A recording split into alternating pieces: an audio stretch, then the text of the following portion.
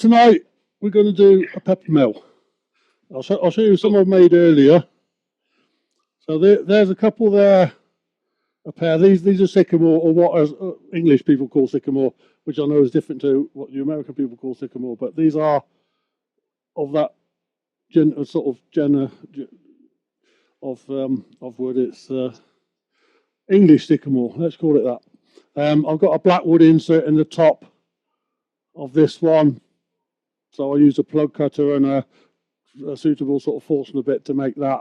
And there are ceramic crush grind mechanisms in these, which are pretty durable and quite easy to adjust as well. And the good thing about these is you adjust it at the bottom by turning the screw here, and then when you pull the top off to refill, you don't mess with the adjustment, so it stays where you set the adjustment to. These I said were sycamore. I did another pair that started off as sycamore, but one of them, the top part was a bit wormy, so I thought I'd change tack there, and I made the tops out of some emboyer. Again, I've put a black insert in one, so you know which one's sort of the pepper one. So same thing, but the same mechanism on those as well. And these are, there's a bit of ripple in the wood as well, which is quite nice. So that was those two. But what we're going to do now is this one. I made quite a few a while ago, and I might have showed some on here a year or so back, perhaps. This was one of them. This one's made out of Ovan coal or Amazak or Schedule, I think is another name for it, so it goes under various names, this one. It's quite a nice wood, quite a nice grain. I quite like the colours in it and the stripes. So a nice wood to turn. And this one's got a bit more of a point on the top. I do some that are just spherical, like the ones I just showed you, some with a bit of point on. And on this one I made as a single one, but I decided I liked it, so I kept this one, and this is the one we now use ourselves at home. I thought what I'll do is I'll make another one to match this one and use that as a salt grinder, because if you make a pair you can do one of each. But what I sometimes do with a pair, rather than put an insert in the top, and the shape on the top on this one probably doesn't quite lend itself to that, although yes, you could do it. I don't think I probably would.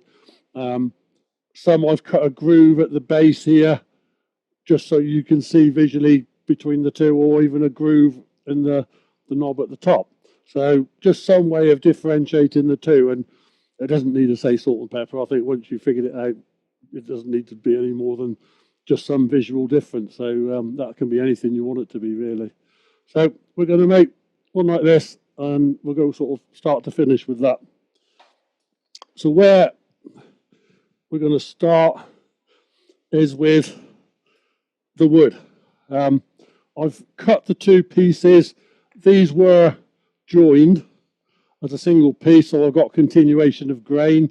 Obviously, if you're using contrasting wood, you don't need to worry about that quite so much. And you can see there, I've put a couple of lines there so I know which way they go back together. I've also gone to the trouble of marking T on the top for top and B on the bottom for bottom. So even if I forget and turn those lines away, which I will do at some point, I've still got marks up until the point where I drill these and cut them, so then it becomes obvious which end is which. But up till that point, I need these marks to make sure I get things in the right orientation. I've marked the centre on this piece already. You can just about make out there's some lines there, and I've put a little indentation. The way I normally do that, I'll show you on the lathe over here. We'll switch cameras over here. So I've got my piece of wood there. I'm using a white pencil because it's a dark coloured wood, so that's a good tip. Get yourself some white pencils, it just makes it easier to see. So I'm just using my fingers against the edge of the wood there. It doesn't matter which finger you choose, as long as you keep the same one. I'm just going to move the tool rest, give yourself a bit more room. And I'm aiming the pencil for the middle of the piece of wood. Just do a line, turn it through a quarter of a turn, do another line, turn it again, another line, turn it again, another line. Now, all those 4 marks were made without me moving my fingers, so the pencil is always at the same distance from the edge. That box in the middle is slightly rectangular, but that's fine. It's just because the wood wasn't cut perfectly square, so that's why it's the shape it is. Then once I've done that, I've got here an automatic punch, which you can be had for just a few pounds or dollars from at most good tool shops. Aim that to the centre of the box that I've drawn, and then I'm going to do it on the bed of the lathe. Press until it fires. You can hear it click. So that's just made a small indentation so I can put it on the centre, and I've got a centre mark. I'll do the same the other end. Again, aim somewhere near the middle. Do the four sides like that, and then aim to the centre of that little box that you've drawn. Even if that box is a lot bigger than I've done it, it still helps for you to actually zone in on the centre and visually find the centre and make the mark. It doesn't need to be perfect either. The closer you get to centre, the less wood you waste. But yeah, you don't need to buy a centre finder for this. That's all I've ever used for 20 odd years, and it works. I have got a centre finder for round wood. It's an engineering tool, but on square bits of wood, it doesn't really work because that's not what it's made for. I've got my centre set up on the lathe here. I've got a step centre here. It could be any drive centre you've got. I'm going to mount the top end at the tailstock end initially, and then just pitch that between centres and then drive the wood in to engage with the teeth, and then that's ready to roll. Bring my tool rest in and set that about 1/4 of an inch away, and then once I've set the tool rest and clamped it, just spin the piece of wood to make sure none of those corners are hit, and it's, you know, roughly, I can see the corners, each corner's roughly the same distance, so that's just a double check on the centering really. So all I need to do now is to rough turn that. One thing I didn't do actually was to start that recording. I'm just going to turn that on. Hopefully that's working. Set that up, ready to roll. So I'm not going to turn the whole thing down to round. All I need to do at this stage is put a spigot on at least one end. I could do both. I've just put a new piece of wood on the lathe, so as my usual rule of thumb here, I'm going to switch to that camera all the way over there so you can see me from a distance. Now I'm going to move out of the firing line here, start the lathe up, and just bring the speed up. That's a 3-inch blank, so it could run at potentially 2,000 RPM. I'll go for about 1,500. That'll do. We'll switch back to the overhead camera. All I'm going to do here is to just rough down part of it at both ends.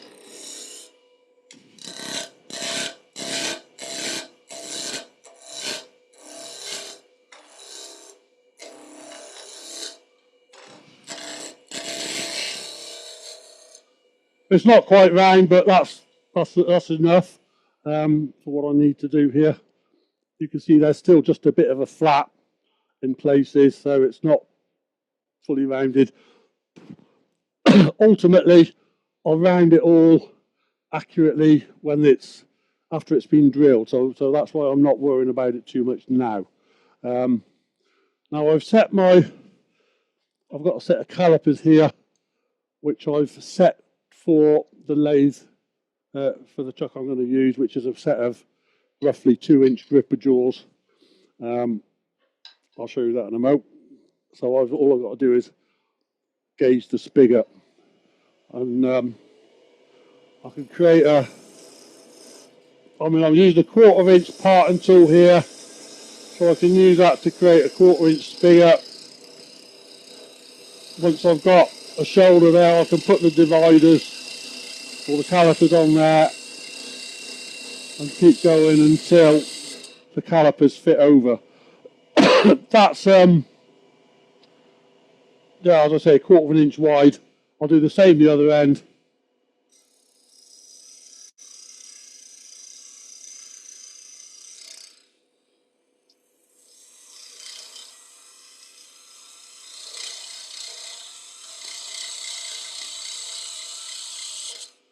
Doesn't need to be any longer than that. That's more than enough, I would say.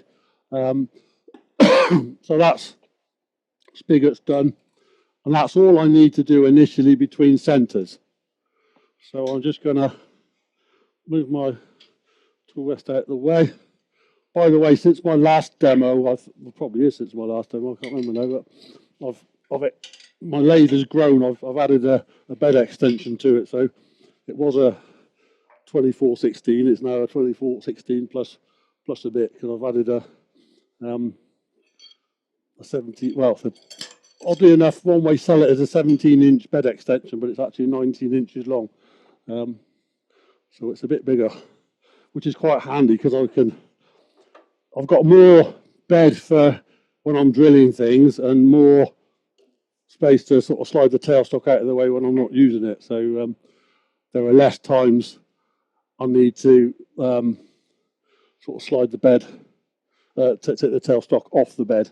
I can just slide it back out of the way. So next thing is to mount my piece of wood in the chuck. I've got the marks I put on the end to mark which it's just about visible there, but that's, again, it's a good reason why I marked T on the top and B on the bottom. So the top end goes in the chuck, because I'm going to start this from the bottom. So we'll hold that, tighten the chuck. First job is to just square that end off with a gouge. So I'm going to set my rest across the end here. Swap the cameras around the other way so you can see the end.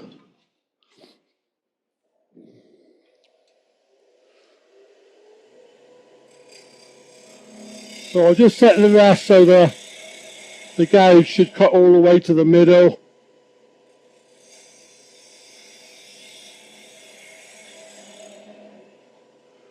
That should do it.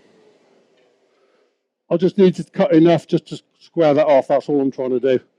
So that's done.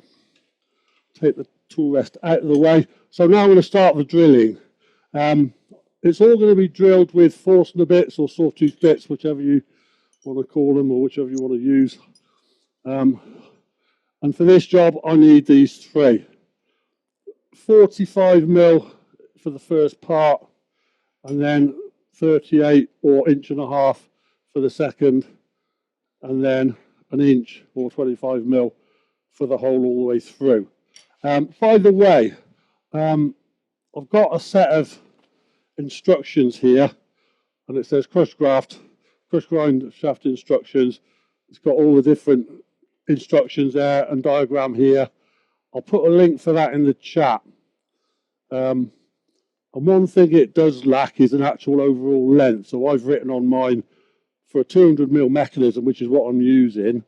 The base is 180mm and the top is 85. So that's the sizes I've cut. I've just allowed a little bit more because I'm going to lose a little bit when I take the spigot off. So that's my overall size. But this diagram and the document, I'll just put it in the chat. So that's a link to. It's not on my website. It's on a website in the UK where they sell the crush grind mechanisms. But you can just download that whole document and save it, print it, do what you want with it. Which is quite handy. It's got step-by-step instructions and the measurements. Right. So for those of you who haven't seen them before, I guess most of you probably have. This is a crush grind mechanism. It's mostly plastic, aluminium shaft, and the top presses on as well, and it just clips in. This top ring here, where I've got my finger, is the actual index ring that clips in. There are two tabs there that get compressed in, and they release into a groove. So you've got to cut a groove for that to lock in. And the same on the top. There's a little tab at the top, three in this case, that compress in and lock into a groove. And once they're in, they're in. That's it. So you've got to get it right first time, really, with this. So you've got to take a bit of care with your measurements and dimensions and drilling depths and all that sort of thing to get all of this right. You can always cut these to length as well. If you want to make a shorter mill, you can just cut a bit off the shaft because there's no thread on the end. It's just a straight rod. It's actually a 5-sided rod. And I've done it in the past. I've bought longer ones and cut a bit off, and all you do is file the end to make it smooth, so when the cap goes on, it slips on easily. So I just bevel the end slightly. But yeah, you can always adjust these to length. You can buy them in different lengths as well. I don't think they're too expensive. But to make those grooves, you do need a tool. And I've made my own, and this is my tool. It's made out of an old carpenter's chisel, and I've ground the side out here, and where it cuts is just this little bit on the end, on the side. So you push that into the hole and cut sideways with it, and that's the cutting edge there. The rest is just relief. That's the marker for the full depth for the bottom of the mill, and that pen line there, you can just about see where my finger is there. That is to show where it sort of needs to go in to do the groove for the top when you're doing the top part. So homemade. You can buy these as well. I think the one in the UK, it's about £40–50 to buy. So I thought, well, I'll just make my own. It took me a little while to grind that, but once it's done, it's done. That should last me a while. I've also got a few other accessories which I've found useful at various stages of doing Peppermills, which I'll put over here on the bed of the lathe. Just give me a sec. Right, so let's switch to that one. I've got this one here, which it's got a spigot there, which is designed to go into the 38mm hole, and the end it's hollowed and ground slightly, and that's used to press the mill mechanism in. So that's pressed in from the tailstop. I've got another one which is similar. Again, it's got steps there for holding different parts. I've got other spigots like these that I've used in the past for sort of putting in and driving different parts or supporting. Another one there with a hole in the middle and a spigot on the outside. So you just make them as you go along, really, and make them fit. And there's another one again with a spigot. So it's just a case of making them fit the bits you want. And I think this one, that's the size for the top part, the hole in the cap, to just press that on and then turn it. So all of those are just made as needed.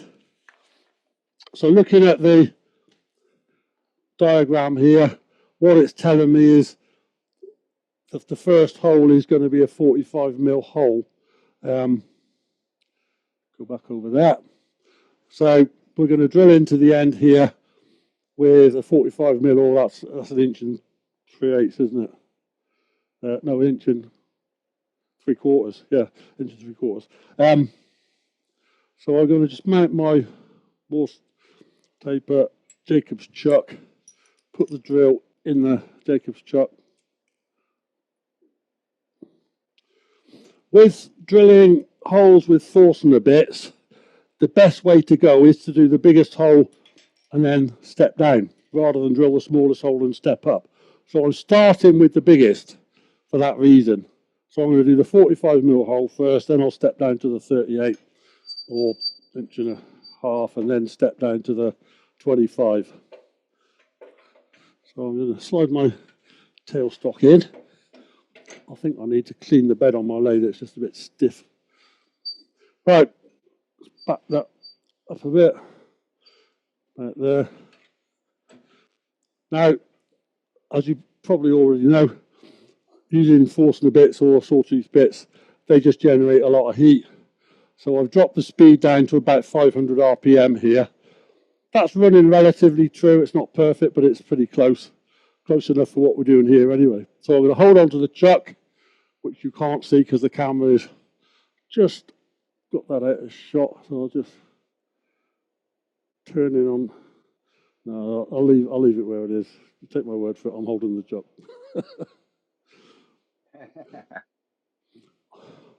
Can I just do it? Oh, I'll just zoom it. Yeah, there you go. I'll just zoom it out. Leave it there and I'll just zoom it. So I'm holding on to the chuck, starting off slow. Now the depth I've got to drill to here is 19mm. So just before I go in, it's probably worth checking that out. I've got a depth gauge here. So I'm going to set that to 19, which is 3/4. And it's a bit more than the body of the drill. So once the whole body of the drill is in now, I know I've got to go probably another 1/16 from that point. So we'll start drilling.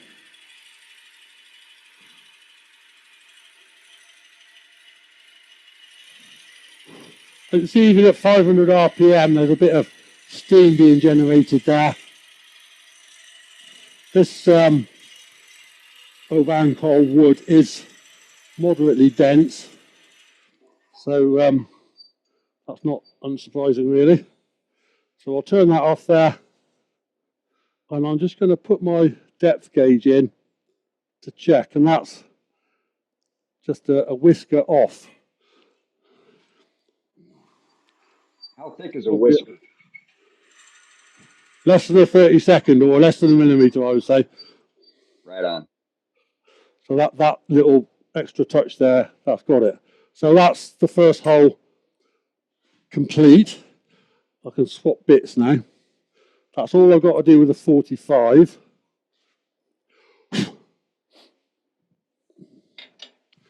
The next one is the 38.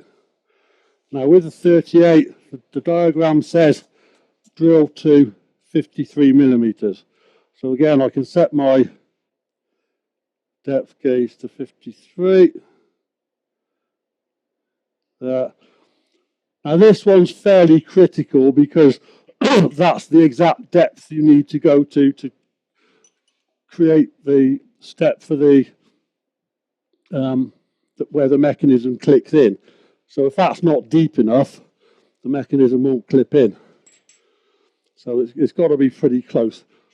I might have somewhere on that. Let me just release it. No, there isn't. There probably was a pen mark on here, but it's gone. So I'll just approximately. Have I got a pen to put it on? No, I haven't. So I'll just wind it in and check. So we'll do it that way. So I know it's about that far where I've got my thumb. So just make sure I got that engaged into the taper on the tailstock. So wind that into the start position, and then now that 53 is from the bottom of the mill, not from the end of the last hole. So I'm always measuring from the end. We'll wind that in. I'm guessing it's about where my thumb is. So we'll go till I'm fairly close to that point, and then I'll stop and check. When you're drilling with Forstner bits, just remember to withdraw regularly and clean out the shavings. You can see there I'm a good ½ inch plus short of the mark, so on the right side of sort of the measurement there.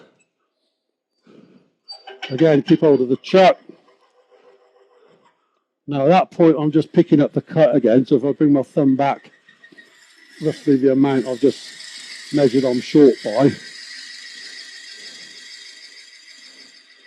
wind it until my thumb's at the end again. The reason I'm holding the chuck, by the way, is just to, in case it spins in the taper. It shouldn't, but just in case, it's always a good sort of safety measure to hold on to the chuck. And as I withdraw the drill, I'm pushing the chuck back into the taper. So if it did happen to separate, you wouldn't end up with the chuck sort of flapping around and being a danger to yourself. Right, so I've literally got to go probably roughly a 16th, not a lot more than that. So I'm at the right point there, just another turn of the handle, like that.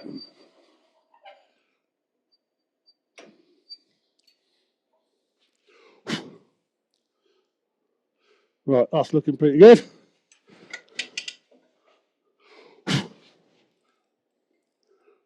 So I can see that's touching the bottom, just as that touches, that's pretty much bang on. I'm certainly within a fraction. It's a minute amount under depth, so I'm just going to drill again another whisker. That's all. Maybe half a whisker this time, but yeah, not a lot. Right, so we're on the mark there. That's it. So that's the measuring done at this end at least. Now the last hole is the inch hole, or 25mm, that's going to go all the way through. Now you see that drill there isn't long enough to go all the way through, so I'm going to have to drill this from both ends, but it's not so long that I need an extension. I'm going 2/3 of the way at least, and I might even get slightly more than that if the chuck will go part way into that largest hole at the end there. So I should be okay with that. I have got extension bit to use if I need it, but for this one there's no need for it. I'm just going to wind that tailstop back, push that in until we're just about touching there, and again wind it in.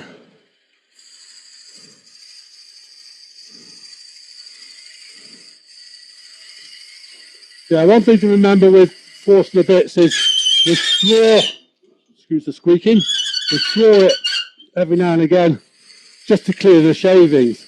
Otherwise you'll find the bit will embed itself in, and you'll have a real job to get it out. So don't be tempted to keep going and keep going, because it will eventually get to the point where it's almost impossible to get the thing back out. So come back a bit, clear the shavings, and go again.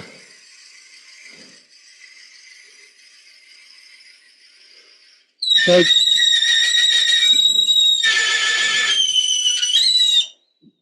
probably don't want to go more than about an inch at a time.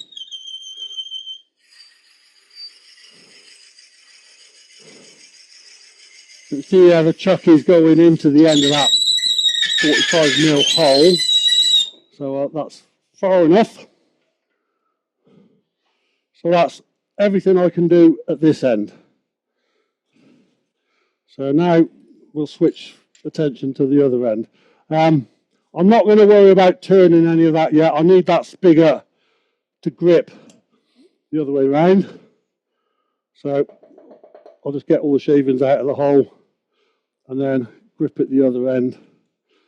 Now, if I wanted to, I could actually use a spigot jaws to grip that and turn that spigot away, but I'll do it this way. Works for me. So that's holding, looks reasonably true. Now, I don't want to go straight in with the 25mm bit here. So I've got to do two things. One is to square the end off, and one is to drill a step. Now at the other end it's a 38mm hole, or 1.5 hole, 15 mil deep or just over half an inch. And the purpose of that, the larger hole is that's where the lid goes in. So this is where the lid runs. So just trim the end.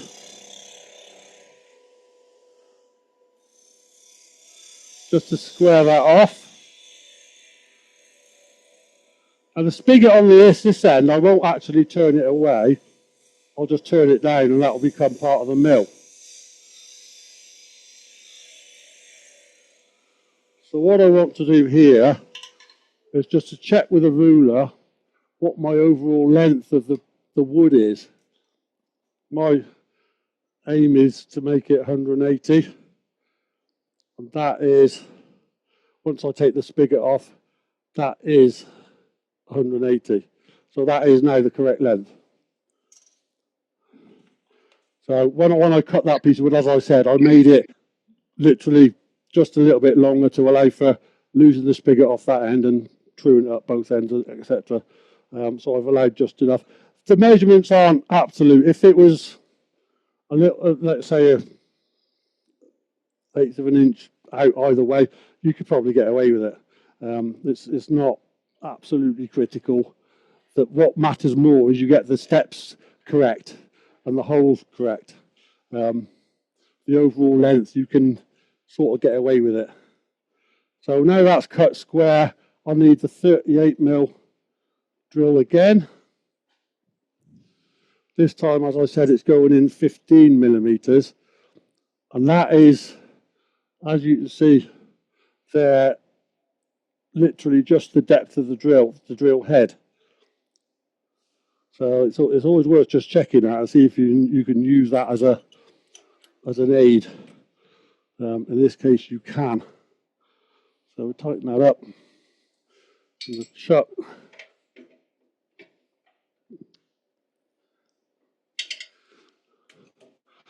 Back there. Drop the speed down to 500-ish again, and I'm aiming for that 15 mil step. Now that's wandering off slightly, so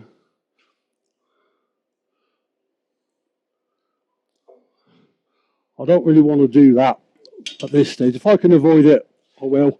So what I'm going to do is bring my tool rest back. I think what's happening there is perhaps the end wasn't entirely centered, so it followed the center mark, which was not quite on center. So I'm just going to turn that center bit out with a little scraper. This is just like a V-point scraper. You see that? Simple scraper. Probably 45 degrees each side, roughly, something like that. 40 degrees, 45. It could be either that or a 3-point tool or anything like that. I've got a 3-point tool like this one I often use for things like that. I find them quite versatile. But I'll just try to manipulate the tool around the drill because I'm far too lazy to remove the drill. There you go. So I've taken that little bit of wood out from around the hole that's trued it up on the axis it's running on now. So hopefully that will make this drill want to run true. We'll find out in a sec.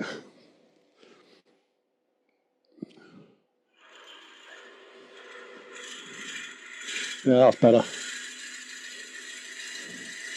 Might not be perfect, but as long as it's pretty close, that's okay. Yeah, it's wandering a little bit, but I think we can live with that. And as I said earlier, the depth of the drill body is almost the exact depth I need, so I can check that. Yeah, that's pretty much spot on. So we can swap that for the inch bit, 25 mil bit, to finish drilling all the way through now. That's the only hole I need at the top end, is that. 38mm for the cap to go in. So I'll keep that here. Keep the chuck key, get rid of the drill. Right, so 25mm, and I want to drill that through to meet the other one, the hole from the other end.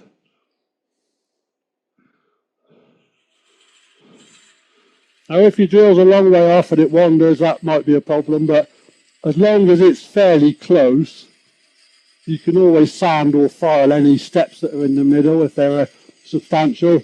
If they're really small, I don't think it matters too much. But if you've got big steps there and it just doesn't look right, see that's gone through now. Oh, excuse the squeak. Right, so we're done with drilling. That seemed to meet up quite nicely. And I'll get rid of my drill chuck for the moment. So that's both ends drilled. The hole goes all the way through. And it's the right length, or it will be once I take this spigot off. Sometimes, and let me position this there. Now you can see that hole, there's still a plug in there. Where I've drilled through, it's created a plug that's just moving. So what I need to do is to, oh, that'll do it. Find a stick here. I've just got a glue stick here. Put the glue stick in there and just tap that through, or tap it out. Now it's gone now. So now the hole, let's get it lined up. You can see you've got a clean hole all the way through now. So yeah, you get that with the force of a bit, you get, because it's a flat-ended hole, the last little bit, rather than it being all cut away, just gets pushed through. And the actual join there looks pretty good. I can't see anything more than like the minutest of a step there. Blow out some of the dust. So that's that ready to roll. Now I'm going to leave that alone for a minute and we'll come back to it. So we'll move on to the cap now. Now what I perhaps should have done was to do this before getting rid of the centre, but we'll go back to turning that between centres. So live centre on the drive. Now I've drilled both ends of the base. I know which end is which, so it doesn't matter that I've not got the marks on the end anymore because I've drilled that part away. The marks matter up until the point when I've drilling the hole, so I make sure I drill the right end. And again, this one is mark B and T for top. I want to drill into the bottom, so I'll mount it so the bottom is headstock side. And the tailstock end is the top. The reason being, I'll put a spigot on the top, knowing that when I reshape the top of this, I can use most of the spigot rather than waste it. I'm going to obviously lose a little bit where the centre is, where that's made a hole. You've got to get rid of that. But the rest doesn't matter. And in fact, if I drilled, as I did with some of them, drilled an insert to differentiate between the peppermill and salt mill, then I wouldn't even need to lose the wood from the centre mark because I'll drill that out anyway.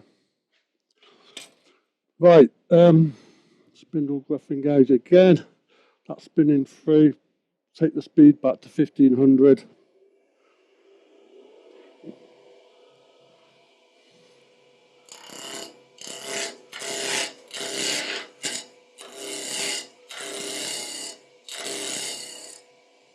Just take enough of that away to create a spigot.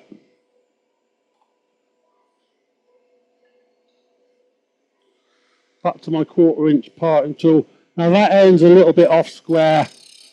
I obviously didn't cut that very square. I cut it on the bandsaw earlier, so let's true that up. 1/4 inch spigot. Use my calipers to gauge that.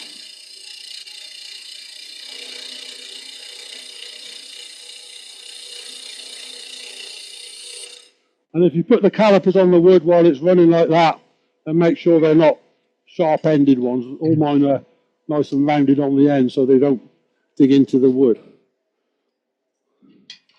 Because if it digs into the wood, it's going to throw them back at you, so definitely want to be avoided.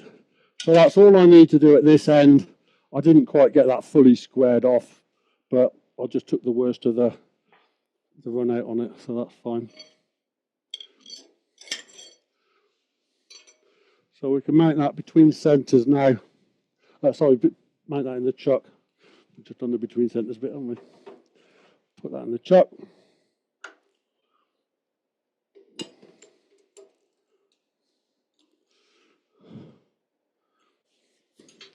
Now, this is going to be the bottom end of the mill, the bottom end of the cap. I could turn those corners away if I felt the need, but I'll leave them there for now. I'll just square the bottom off with a gauge.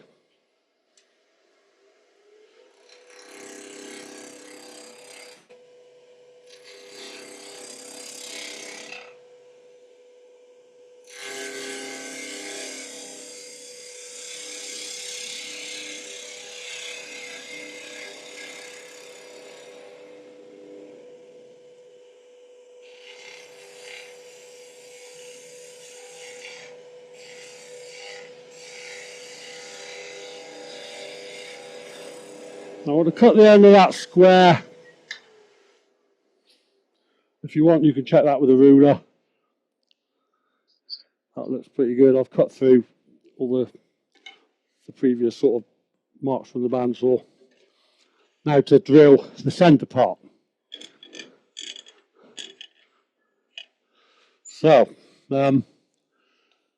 what the measurements are telling me here is to drill that 22 millimeters, which is 7/8. So I forgot to get the 7/8 bit out of my box. I'll just grab that one. That's it. The diagram says 7/8, but this one is actually, sorry, the diagram says 22, but this is actually a 7/8 bit. But they're within a fraction of it. It says 22.1. So I'm within a tenth of a millimetre, I think, which is within sort of working tolerances for what we're doing here to do this. Take the centre away and back to the Jacob's chuck.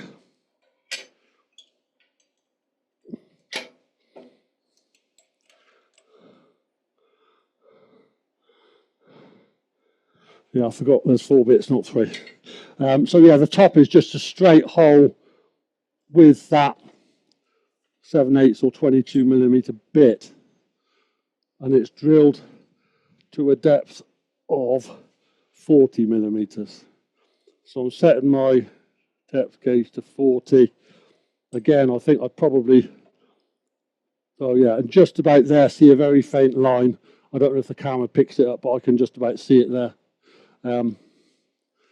So if I put that line on the top, I can see where I need to stop. And just to make sure that is the right line, I'll check it with the depth gauge. Yes, it is. Always worth checking if you're putting lines on drills and things like that, that it was actually the right line and you haven't used it for something else. Drop that speed down, 500 RPM again.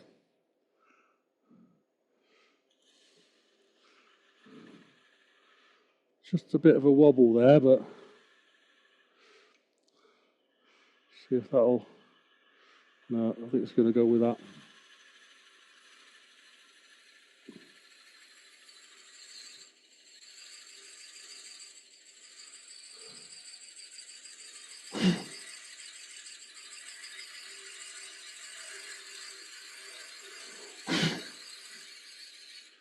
Right, there's the line to there.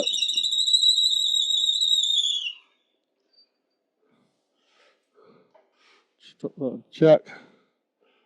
It's pretty close.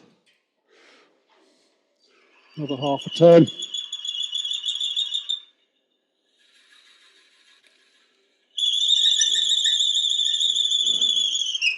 Now this one, it wouldn't matter too much if you went a bit deeper. You don't actually put the insert in all the way to the bottom of that, so you've got a little bit of leeway there. If you drill it a bit deeper, then no big deal, as long as you don't drill it so far that it comes out the other end. So you don't want to hole all the way through with this. So that's my hole drilled. Now, what I've got to do in the end there is to cut the groove, both for that piece and for the base. So let's do this one first. I think I'm done with the drill. Let me get rid of that. So I'm going to use my recess tool. Now the measurements I've used on this recess tool, if I push the recess, cut it in all the way until it's against the edge of the hole, that's it, that's cut to depth. So I don't need to do any measurements in terms of the depth of the cut. It's just make sure I get the cut in the right place and pull the tool towards me, and that's it. So try to keep it simple. So the diagram says that recess should be, well, in fact it doesn't actually say on the diagram, that's a measurement that's missing.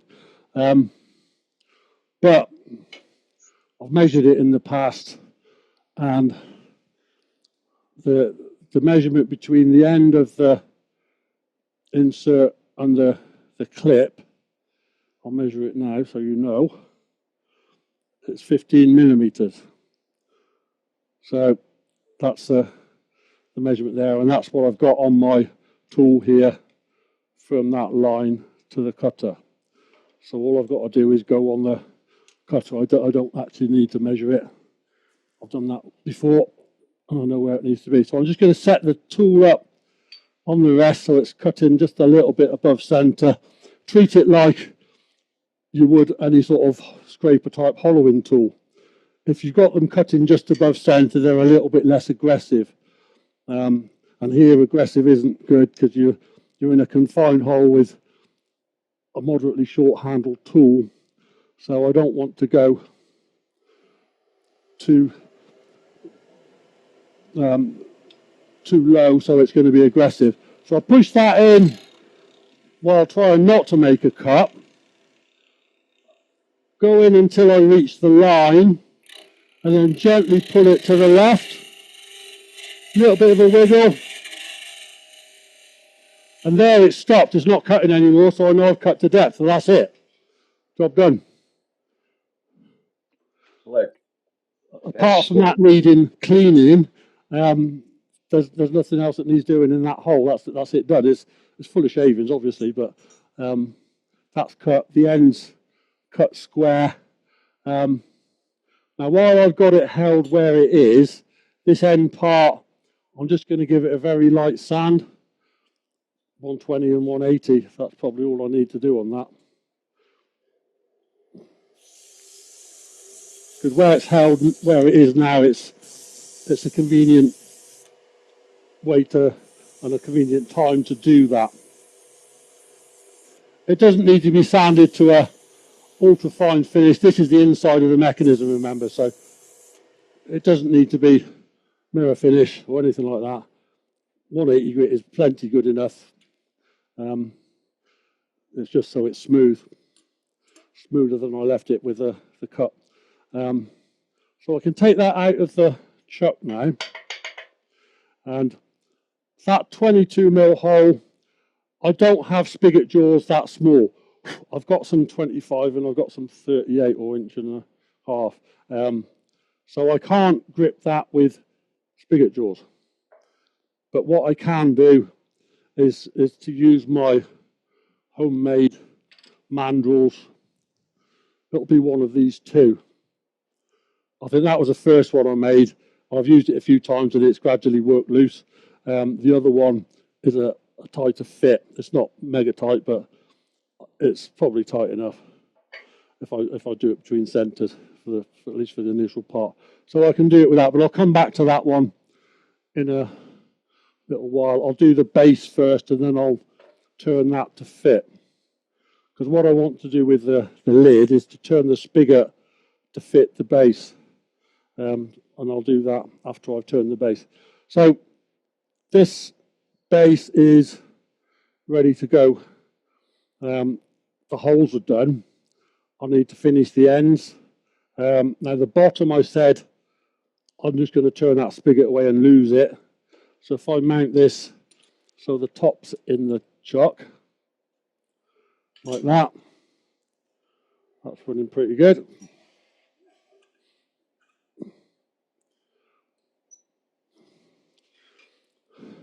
Now might be a good, yeah, shall I do it there?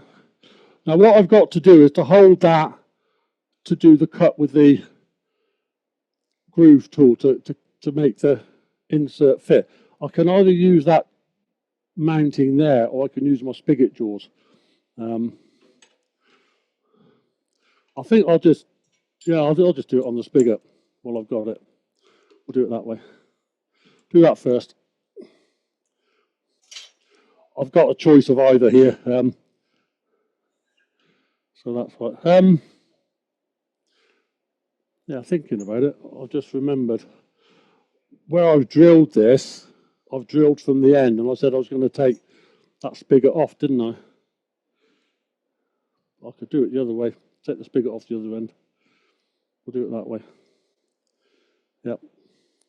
Because I measured both of them from the end rather than from where the end would be.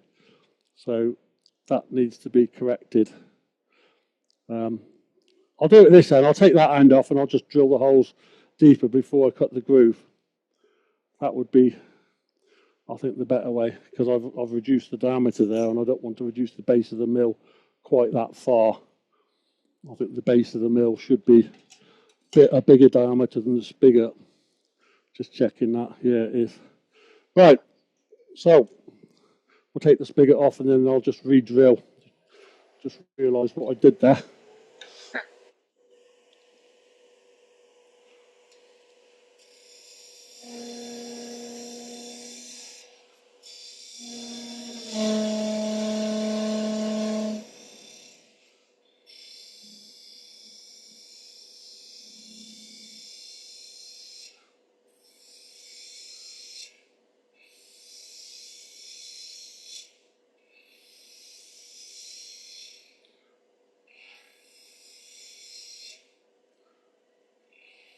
I just want to cut that bottom straight because that will be the bottom of the mill. So I don't want to leave that rounded or curving the wrong way so it rocks. It needs to be pretty flat. I can check that with a ruler. A little bit more.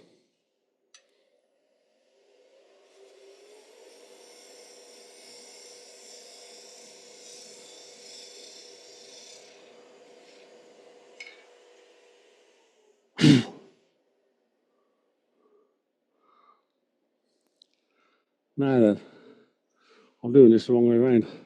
That is the top. I've taken the spigot off, so we'll do it that way. Right. I've just realised I've taken the spigot off the top rather than the bottom, and I was intending to do it on the bottom, but we can sort that out. Because I was going to keep that and take the one off the other end. I've put it in the chuck the wrong way around. Now that corner, I can just take a very light cut off there, just to bevel it. So we will go to using the other chuck, the spigot jaw. So that's a 25, and I've reduced the length of the 38mm by a couple of millimeters. It's now about 10 instead of 15, so I need to drill that end deeper now. I'll get it right. It was all going so well up until that point. Such is life. Get the drill chuck back.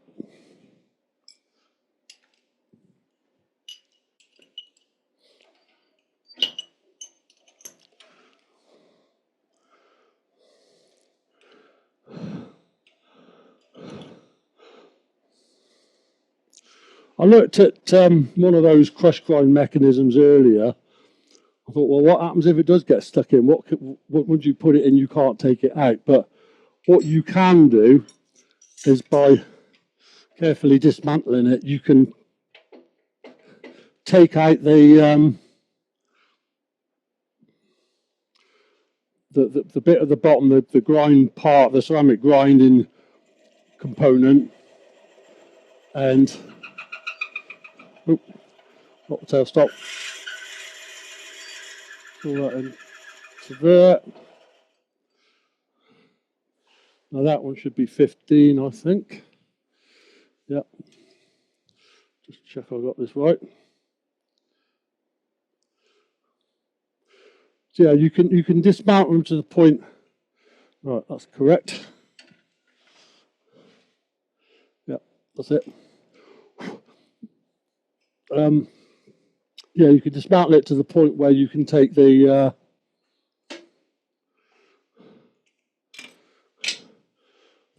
grind part out, and then the shaft is held in with a couple of E-clips rather than circlips, if you know what I mean.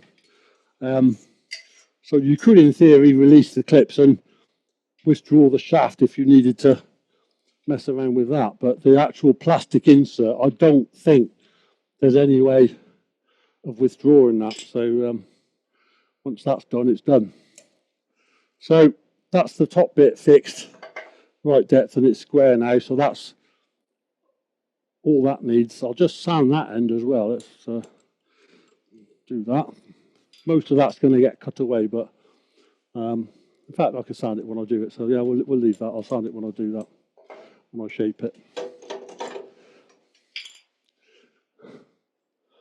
Right, swap chucks.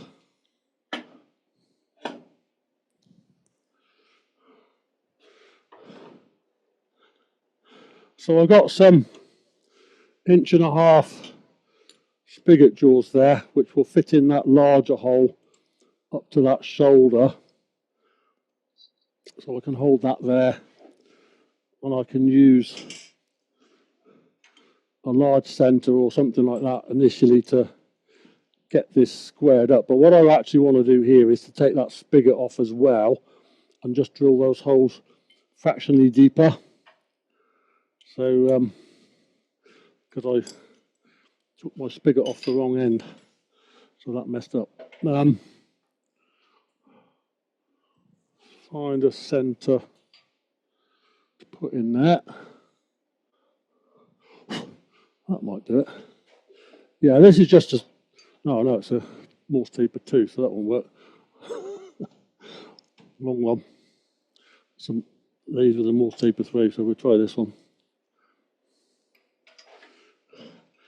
Right, that one's got the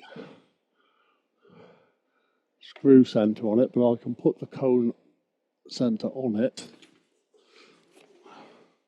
We've lost the drawings for a second, but don't worry, we'll be back.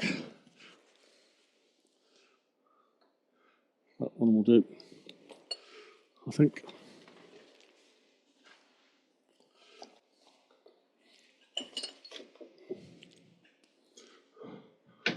Food for thought. Right, I've got my centre there. Should screw on. That's it. And all I'm trying to do here is to get that running true in the chuck before I tighten the chuck up. Make sure I get that as close as I can to running true.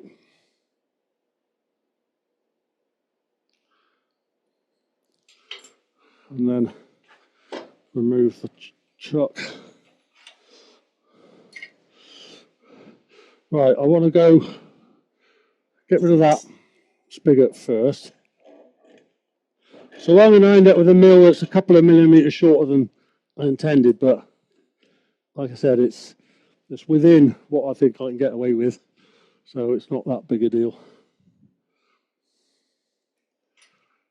So I'm just going to first turn that end off.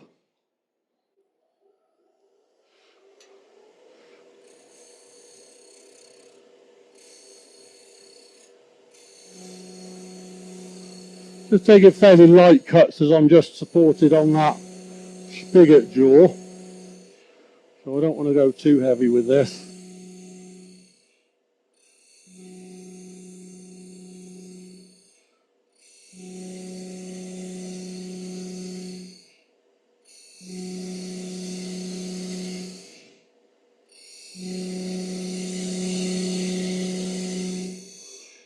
So where this cut stops, that will be the bottom of the mill.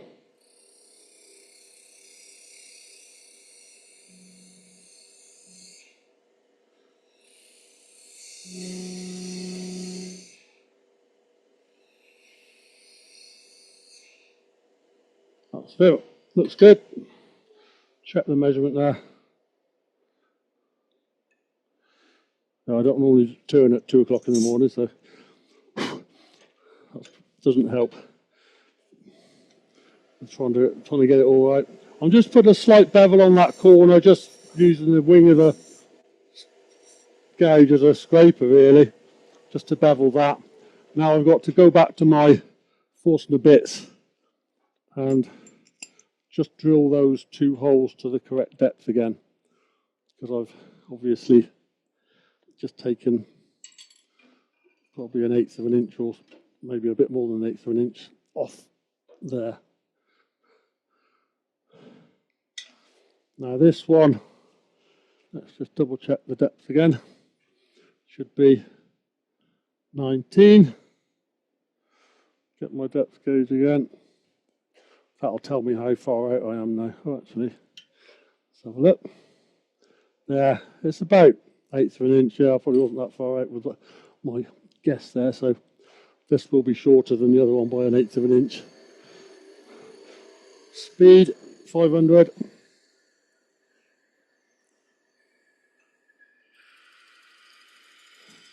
And this one's a 1/16 or so past the end of the mechanism there, so that should be about right. Check it again. That's looking good. The other hole is 53. And that's the one with the 38mm bit.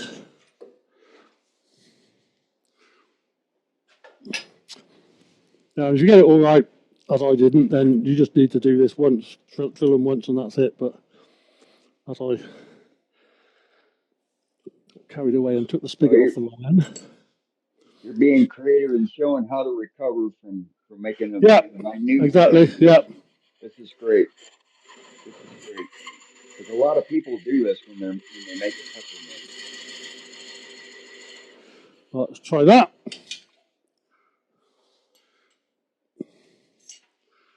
So put my depth gauge in there. I've got to go about another millimetre.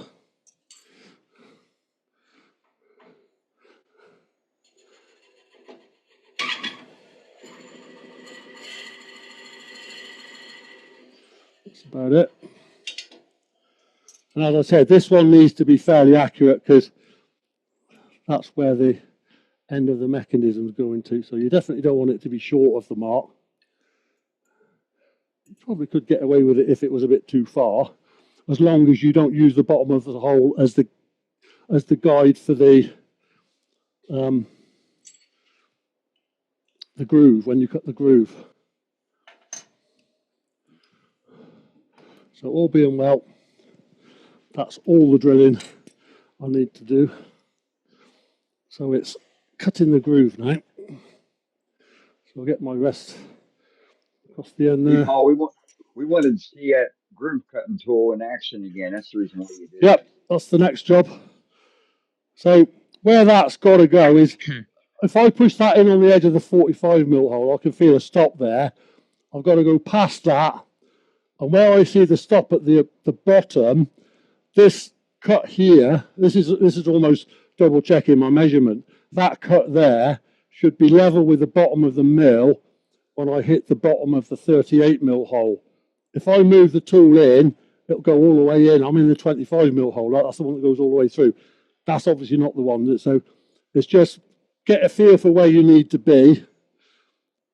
That's confirmed my hole depth is correct, because that's the end of the cutout here. That is aligning with the bottom of the mill. So all of that's looking good. So I can wind that speed up again. Again, set that rest just a little bit high. So I'm cutting above centre, treat it like a scraper, and take light cuts. I've lined up that cutout with the end of the hole. Push left. It's engaging the cut there, a bit of a wiggle.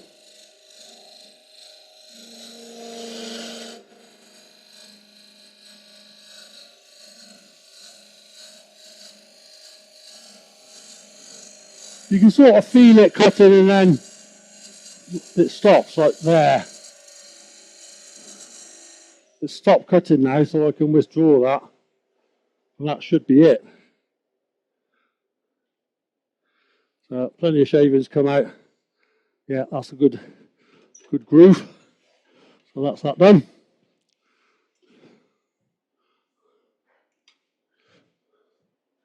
So that's the holes this time fixed. Now, as I said, I was aiming for 180 length. I'm going to be a bit under that now. I'm at 175, 176, I reckon. So I've lost 4 millimeters, but I think I can live with that. That's going to work. Right, so that's the holes done both ends. I'm going to sand this bottom part while it's easy to get at. And again, it doesn't have to be sanded to mirror finish, because this is the bottom bit that's going to sit on the table. Now all these exotic woods like this, dense woods, tend to dislike being sanded too heavily at high speed. They'll crack and craze on the surface, heat checking as they call it. So drop the speed down a bit so you're not creating too much heat, and sand through the grits. That's 120, 180, I'll do 240, and that's as far as I'm going at the bottom. I don't think I need to do finer than that at the bottom.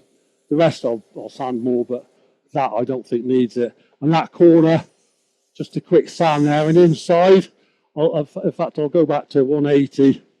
Some of that inside is visible, so I'll sand that at 180.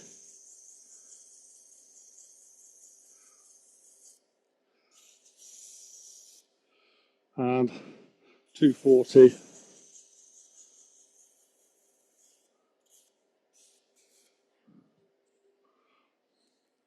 I'm not going to sand the inside and the bottom to finer than that. I think that's good enough.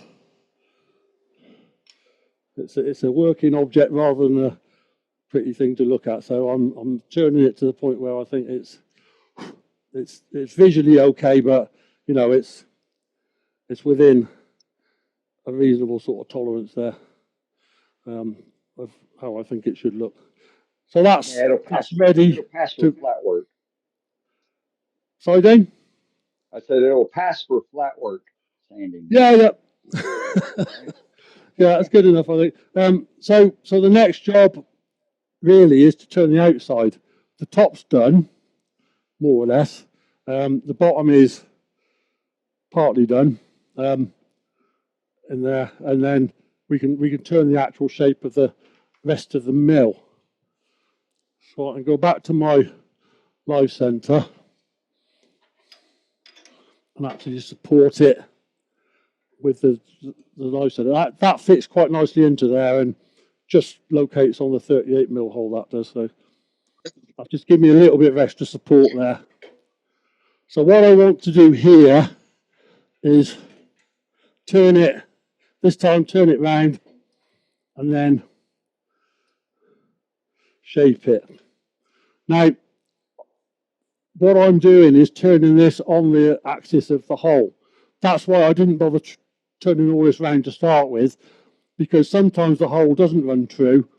So rather than waste wood, I've just done the hole. Now I'll turn the rest of it concentric. I mean, you see at both ends there's a little bit of a wobble there. It's not massive, but there is just a little bit. I'll swap around there. If I turn that down slow, you might see it better. The camera's probably not ideal to pick up that wobble at high speed, but if I drop the speed, you can see at this end it's running out just a little.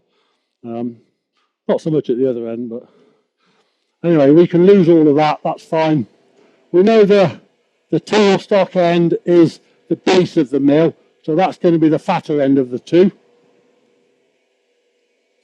So I can turn away all of the edges.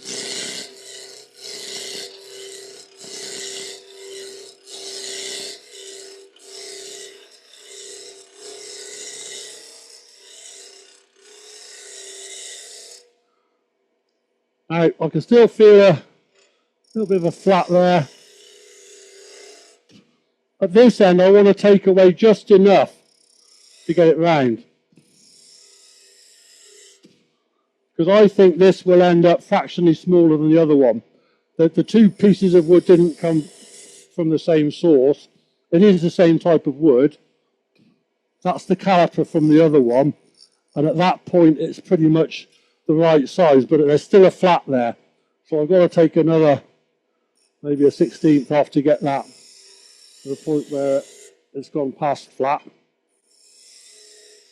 And it's actually fully rounded. A bit more. I think I'm nearly there. I think there's still a tiny flat there somewhere.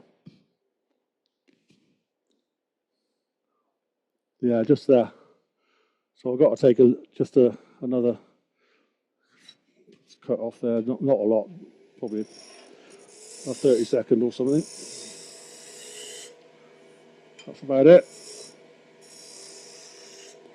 So that is slightly smaller than the other one by probably an eighth actually. So, but that's as big as I can get. I haven't got rid of the flats. The other end, that is going to be smaller. Now I can gauge that size off the other mill. I haven't done it yet, but if I use this mill, I can gauge it off that. There.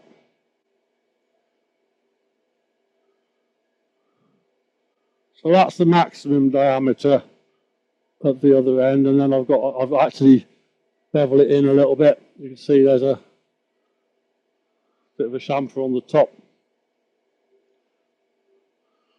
So yeah, I'll do it to this first, and then we'll worry about that. So that's my size at the top, which is probably 3/4 of the other end, if that.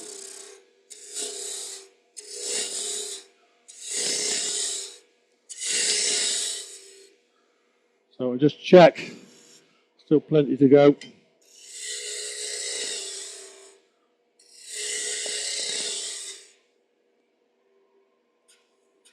Bit more.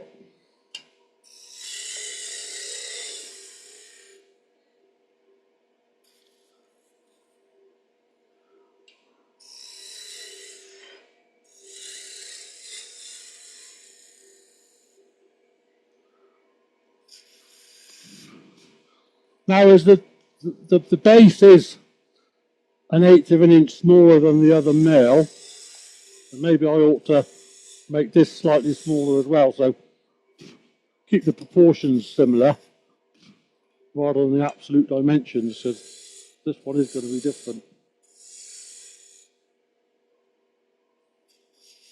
That's just about on it at that point.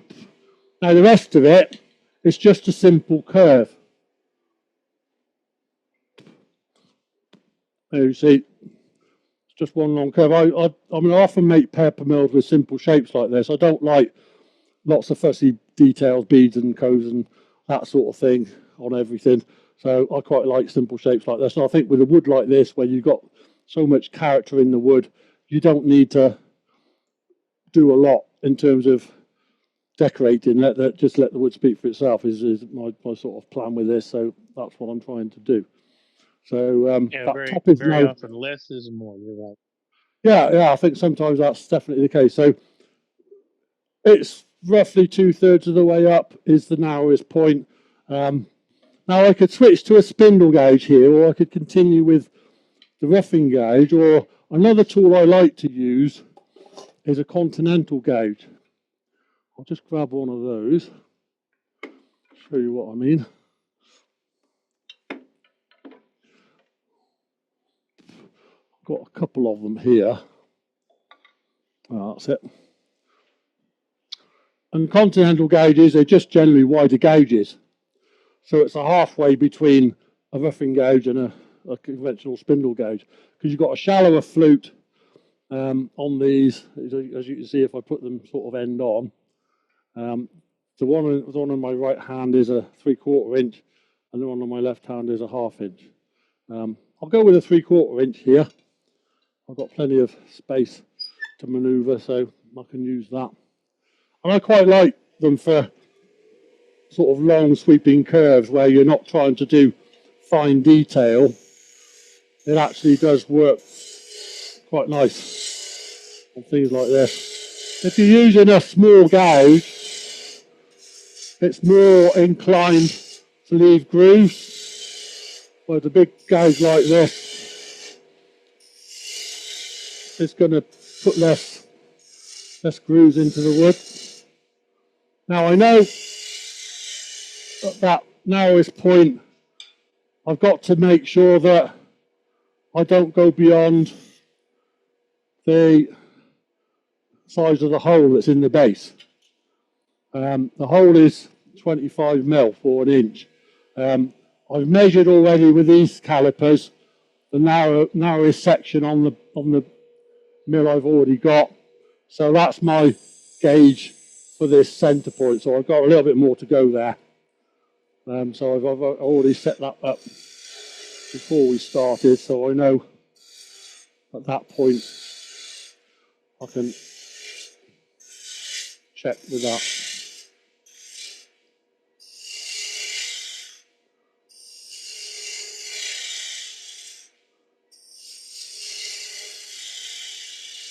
Now I'm going to stop that curve just short of the corner, just so the corner's not too sharp.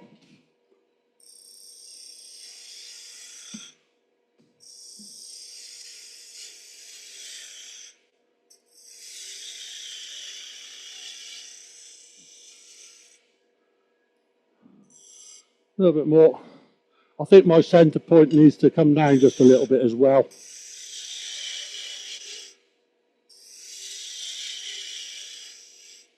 I was probably 3/4 of the way up rather than 2/3 at that initial cut. A little bit more there.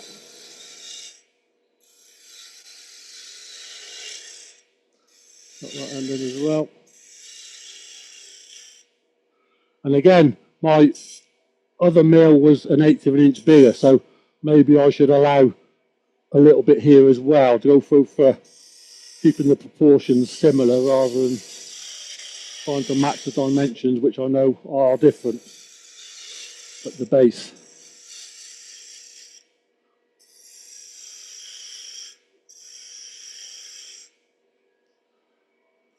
Just about got it there. So that is now the same size as the other one, but as I said, the base is 1/8 of an inch smaller. The top's currently just about the same. I'm just going to take that cut almost to the bottom now and just make a cut slower. This is more of a finishing cut. I'm not doing much in the way of angling the tool to make it a finishing cut, just cutting it slower to get a cut with less ridges. And then we'll check that there, that's just under. Check that curve. A little bit of a bump just there. That would probably sand out, but I'll do another cut. I don't know about you, but I don't like sanding, so if I can get a better surface, better shape, better cut before I sand it, then that's what I do. So that's a better curve now. I feel the shape is continuous. So Size wise, I think we're about there, and that's ended up just a little bit under to compensate for the fact that the bottom's now fractionally smaller than the other one. The top, I need to create that chamfer. So for that, I'm going to switch to a standard 1/2 inch spindle gauge rather than a continental. Here I want to create that chamfer, and if I show you the other one, you can see on the end there's that bit of a chamfer. It's only 1/8 of an inch or so in width.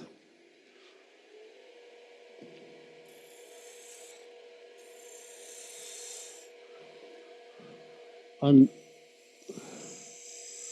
how far that goes in is also significant, because the bottom of the lid has to end up at the same diameter. What you don't want to do is end up with a step between the two where the lid stops. And let me just pull that away slightly. You can see the lid stops and there's a flat, so the flat on the two parts should be the same size. So I can use my calipers here and measure this one. It's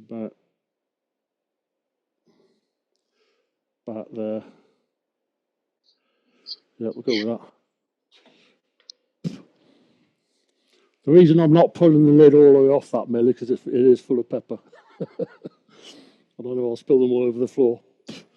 So I just eased it back a little bit.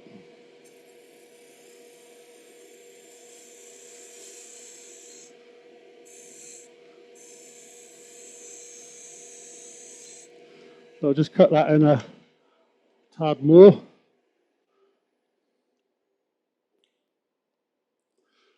That's looking about right. So that's it, shaped. Sanding is all I need to do with that now. So always get the rest out of the way when you're sanding. You don't want to get your fingers in there between a rotating piece of wood and the tool there. So I'll bring my dust extractor in now because I'm doing a bit more serious amount of sanding now. Turn the extractor on, and I'll drop the speed of the lathe down to reduce the heat. So I'll start off with 120. Might have got away with finer actually, but we'll do that. Anyway, sand that little chamfer, which can be curved slightly rather than just straight if you prefer. We'll go to 180.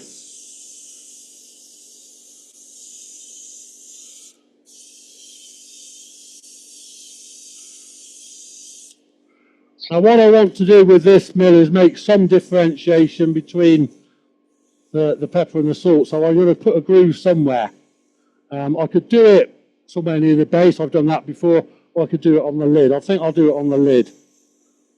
So that's my plan when I do the lid, is to cut just a little groove so you can visually tell between the two. I mean, now they're different size, you can tell anyway, but we'll go along with that plan. So that's 180. I'm just going to check how this looks at 180. Looks okay. I think it needs a little bit more just there.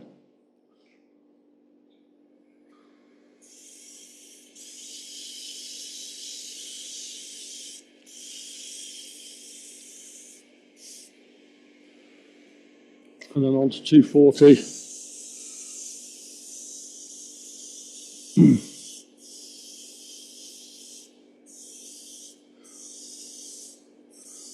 Now, at the speed and pressure I'm sanding, I can feel a little bit of heat. So I'm just moderating how hard I'm pressing so I don't overcook it or cause any problems with heat phases or anything like that, heat checks. So that was 240, then on to 320 now.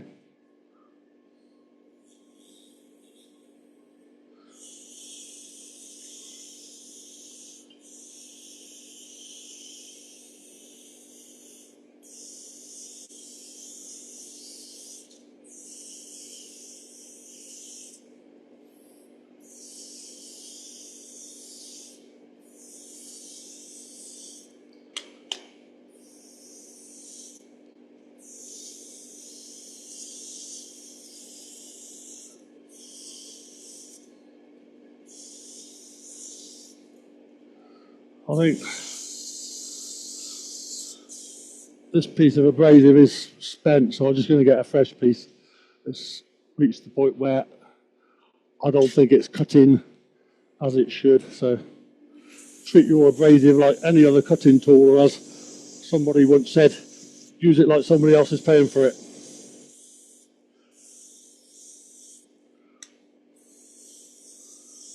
I've never been an advocate of just using it once and throwing it away. I think quite often there's still life in it for more than one use, but it's just being sensible with it, replacing it when you think it's not doing the job properly. That's looking okay, pretty clean, happy with that. So that's that done. The base I've already sanded to 240, and that's fine enough. So that's all I need to do with sanding. I've sanded to 320, and I think that's fine enough for this. If you like going finer, then there's nothing wrong with that. But at the end of the day, it's a functional thing that's going to get handled a lot and used and abused potentially.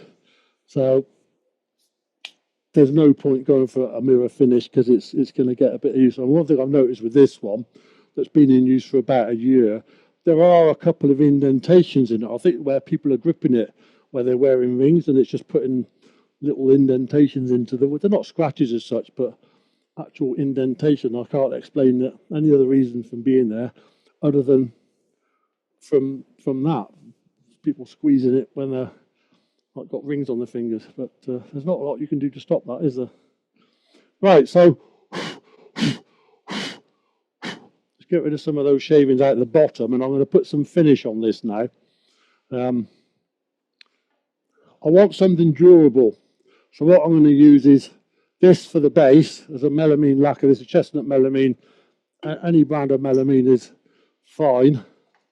That's what I like about melamine. It is quite durable, but it also doubles up as a sanding sealer.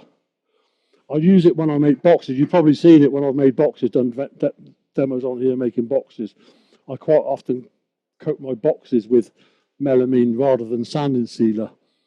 And I think another factor here that is worth bearing in mind is on dark coloured woods, you don't, let's get rid of the dust out of there and the bits of shavings.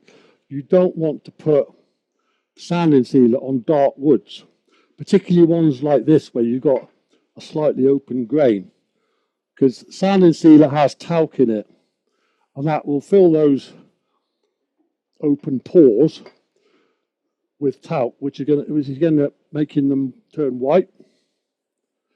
So it can affect the overall sort of appearance of the wood. You've got a wood that's otherwise whatever colour it is, a dark colour or brown or an orange or whatever, and you put sanding sealer on it, and then you've got all these little white pores in it, and that's not natural to the wood. So on woods where I think that matters, I don't use sanding sealer. Paul, is that true of lacquer-based spray sanding sealer also? No, lacquers of any sort. It's just effectively it's clear. It's a clear film. It's a clear finish. But sanding sealer isn't just a lacquer. It's got things in to make sanding easy. That's what they call it, sanding sealer. And it's the talc that is supposed to assist you with the sanding. That's what it's in there for. So if you don't remove all of the, I've just got a little bit of tissue stuck to the surface there. Oh, it's come off. Yeah, I've just got to watch that. I'm just going to put that out for a tip and trick, Dave. That looks great, yeah. say again. I didn't know that. No, I was just telling Dave to clip out. Yeah, I mean it's I didn't know that. It's certainly not the Exactly. first thing that comes to your mind, is it? I didn't know that for a very long time, but when somebody told me, I thought, yeah, that explains it. Right? But you look at some of these dark coloured woods, and you've put sanding sealer on them, and there's all these little white flecks in the pores, and I suppose you just think it's naturally part of the wood, but it isn't. So Right, or you're thinking you're introducing sawdust. yeah, That'll never go away. yeah, exactly. You're embedding that talc into the wood, and the only way you get rid of it is to remove that surface, sand it or cut it away. Right. So once that's fully dry, I'll cut that back with 4/0 grade wire wool. And melamine does dry pretty quick. That's already touch dry. A little bit of hand burnish in there to put a bit of friction on that. We'll finish it off. I can cut that back with the 4/0 grade wire wool. Make sure I do that top part as well.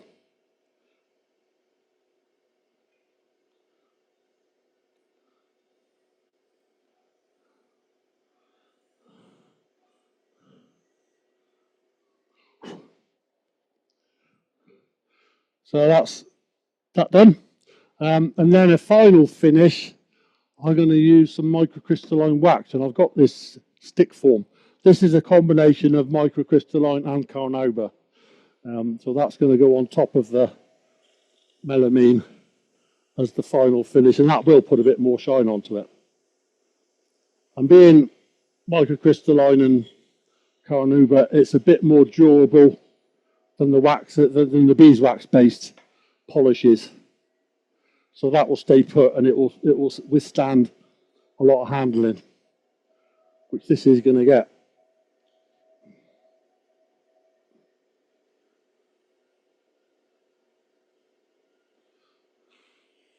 By the way, if you haven't got spigot jaws or other ways of holding a mill, as I'm doing here, what you can do is make a spigot insert for each end and hold it between centres. That's what I did to start with before I had the range of jaws I've got now.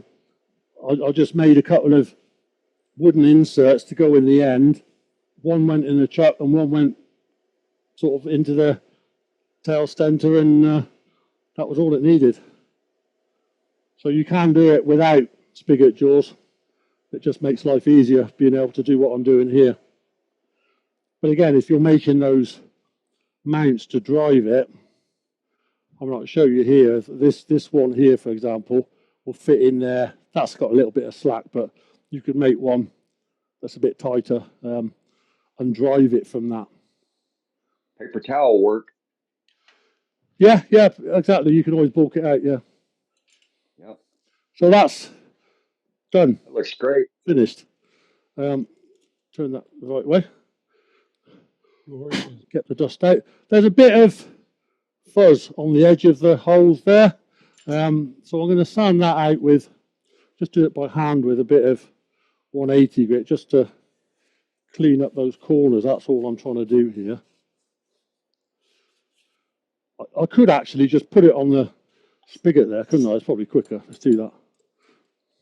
Because that's a 38mm at that end as well. So I can just give that a quick whiz there and into the edge of the hole as well. Just a 25mm hole. All I'm trying to do is take away any fuzzy bits that are on the corner there and make that inner hole not quite so rough. Do that end bit. It'll cut down the squeaking too when you put the mechanisms together. Yep. Sand the inside there and the edge to 240. That's good enough, because that is going to rub against the lid, so there's no point going crazy with that in terms of finish. 240 grit will do that. So that's the base finished. I'll put that to one side for the moment. And now we'll go back to that again, Paul?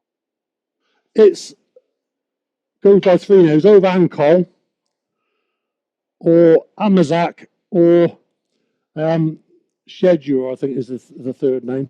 Oh, okay. Thank you. It answers to all There you those. go, Brendan. Brendan, did you catch that? It's from Africa. That much I do know, but yeah, and it's quite a dense wood. It's similar to the rosewoods. I don't think it is a rosewood, but it's similar in appearance, certainly, to some of them. Really pretty. Yeah, it's a nice wood. Yeah, I quite like it. Yeah. Right, so on the Good other grain. half, the lid, what I can do here is drive it from that centre hole using one of my spigots. Now that one is made for a smaller chuck, so I'll put the wrong chuck on there. So we'll swap chucks.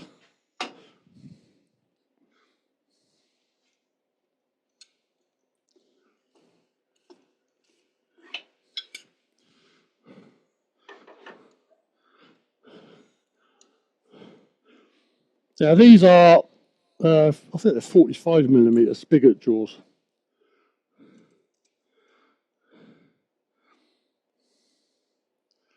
So grip that in there. I mean, that's got a little bit of movement. It's not like quite tight enough, but I think if I put a bit of pressure on from the tailstock, that might do the trick.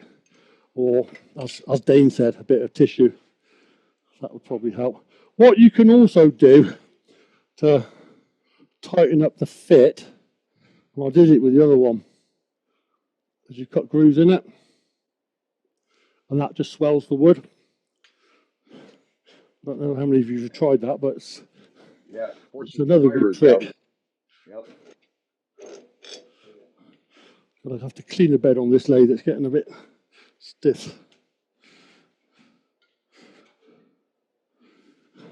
What I would do is use a screw chisel, and you literally just drive it in as if you're doing a V-cut. Just push it in. You're not trying to remove wood, you're just trying to displace it. So where you push the tool in, you push the wood up and out either side of it. Not a lot tighter, but so no, it hasn't made enough difference. So we're still going to have to pad it. So we can do that.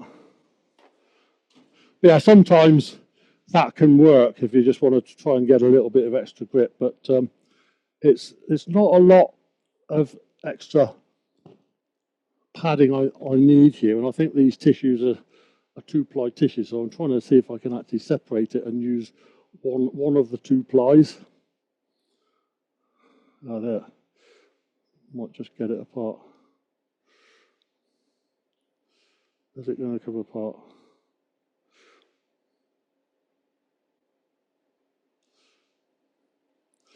I think it is. Now in doing that, I've probably weakened it and it'll probably just disintegrate on me, but we'll see. Right, so I have halved it. See if that's given me enough bite. So we'll put that on there. There we go. Look at that. That's tight. Yeah, it is. I can see it from here.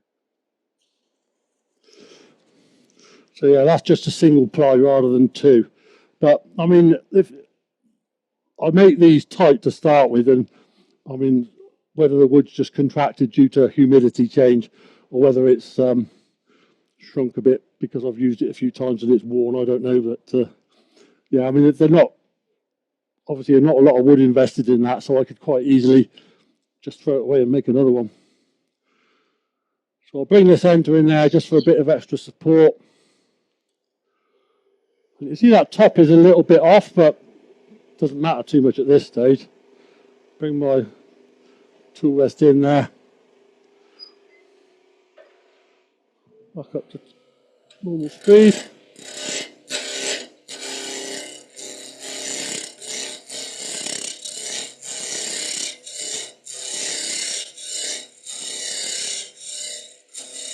And by turning this on that centre, on the hole itself, it means everything's concentric. So the lid's concentric to the hole. So it's not going to look odd when you sort of turn it and it goes off centre. So that's made sure it's all running true. I think there's a little, yeah, just tiny little bit right at the bottom there I need to cut away, but I'm almost there shape-wise.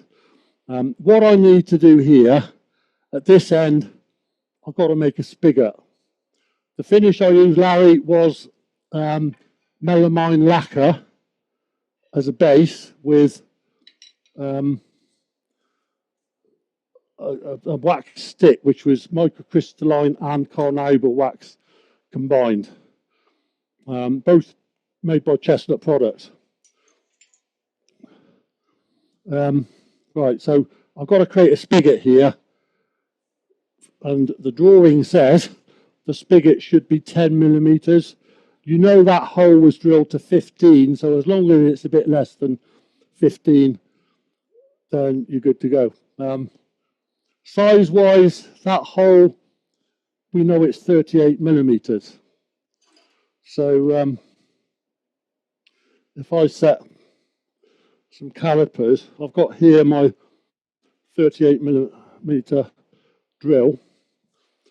Just check that in the top of the mill just to make sure. Yep, that's the right one. So that's a good fit in the top of the mill. So I can set my calipers to the mill, to the drill size, use that as my gauge. And just bearing in mind that quite often drills do actually drill just a whisker oversize. So just be careful that you're not in a position where you're drilling sort of, or you're cutting this too big. That's got to be a nice smooth fit in the hole. You don't want it tight, you don't want a box fit, you want it actually to slide and turn. So you've got to make sure it's got just a little bit of play so it's not tight. So that's at this end, the spigot, because that's where the hole is. That's the bit that's going into the base. So if I go back to my parting tool now,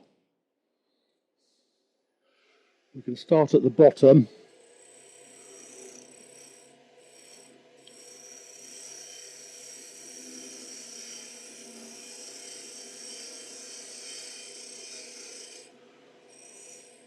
I'm going to go for about half an inch, 12 millimeters.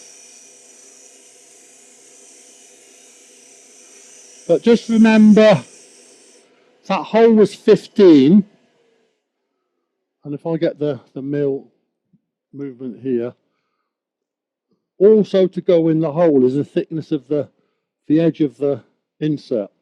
That sits proud, or at least that's what I do with it. You could recess it in if you want. I don't bother. I just drill a hole for the rest of that to go in, and that bottom bit actually sits proud of the surface.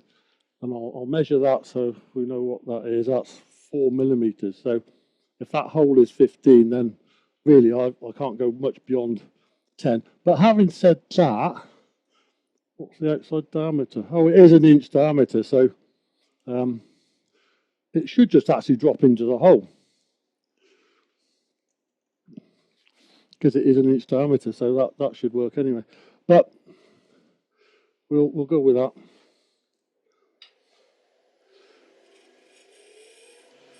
All right, we'll do the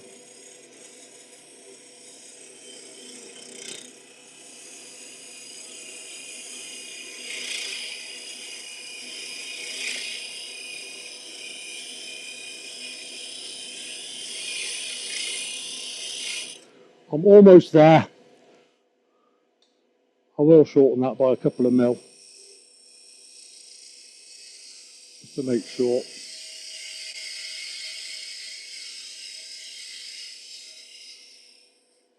So that's about 10.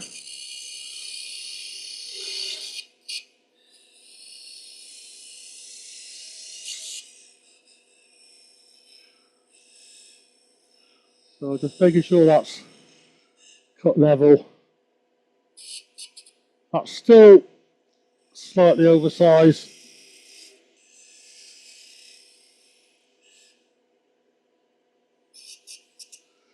Still tight.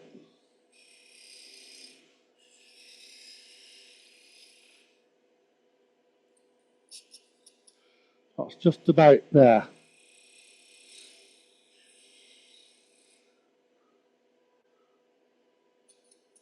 Okay, so that is a nice sliding fit on what I've got on the calipers. I still need to check it, but I'll come to that in a minute. Right, so from there I can start to turn the shape.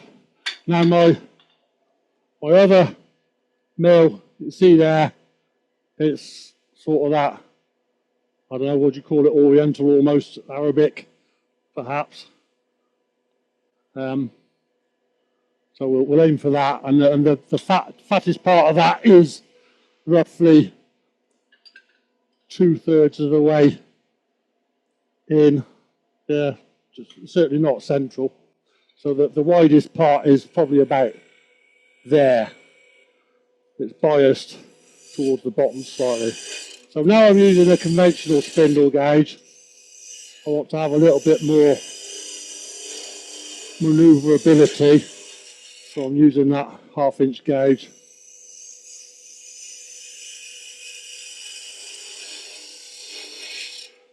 And I'm bearing in mind that I've got a slight hole in the top that I need to deal with.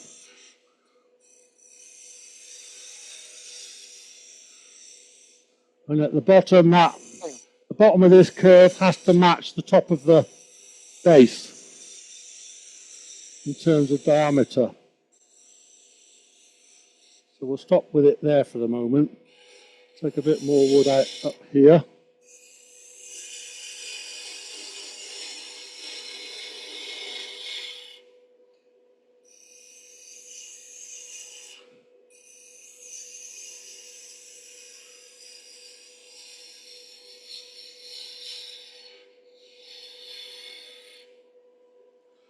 I just want to check the measurement of the bottom.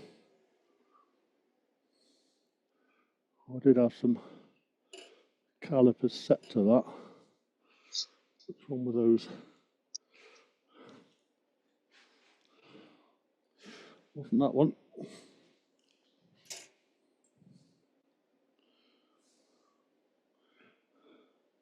I think it was that one. No, I think it's probably the ones I readjusted to do the measurement of the spigot. So just check it again. That size. Right, that's it. So these calipers are now set to the diameter I need the end of the flat to be. So that's still a little bit oversized.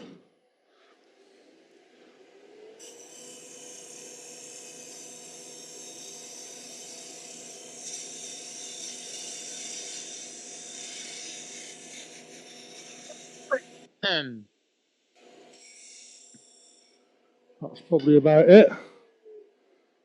Check that.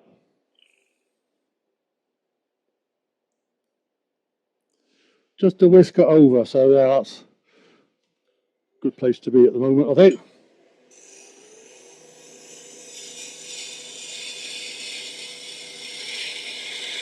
Bring this end in. Now that end, as I said, it's got a hole, so I want to get rid of a little bit of wood off the end. That much should do it. So I'll work to what's left.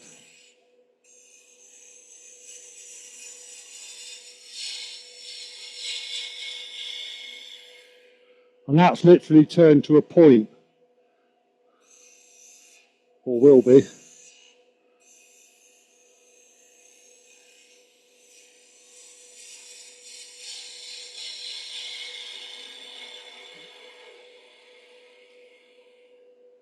A little bit more to come off there. But overall, I think we're heading the right way. Clean that up, that should be about right now. Shape-wise, I think we're reasonably close. What I have also got is a set of dividers that I've taken a measurement off the other set to give that length. So that's still over length by probably 1/8 of an inch. So I can take a little bit more off the top there, just to shorten that.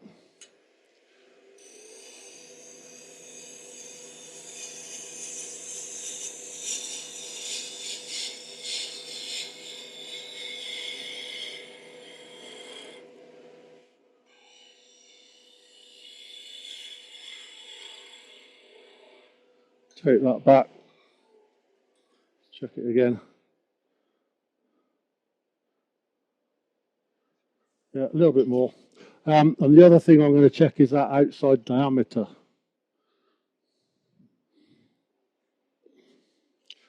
That's the one there. So that's a little bit fatter than the other one. So I can actually shrink that down just a little to get that diameter similar.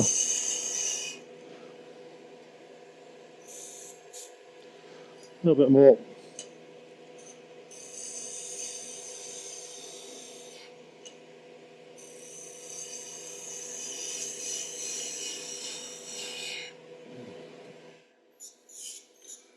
Almost there.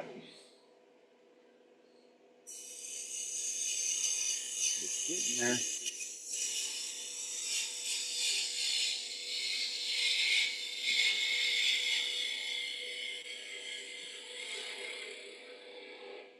Take just a little bit more off the length.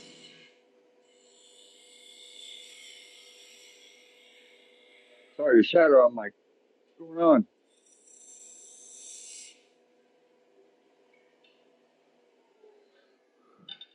So diameter wise, we're pretty much on the mark there. That's just got it. By the time that's sanded, it'll be just a little bit under. The bit at the bottom, check with those calipers there. Again, when that's sanded, that'll be about right. And lengthwise, between those 2 points, we're pretty much on the mark there. So sizes, I think we're there.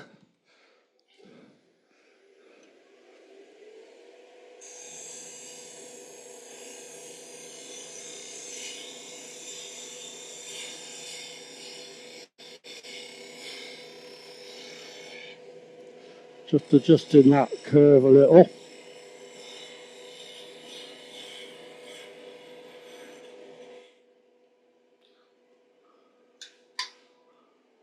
That's probably a good idea to put the other one next to it and just look at the two. That looks reasonably good actually.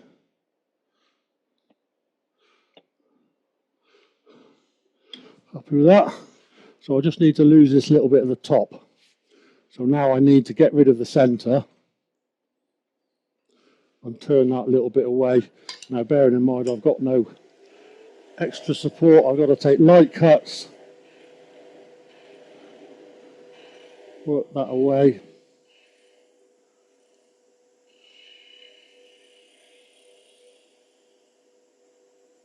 Take that to a point, like the other one, maybe not quite as sharp as that.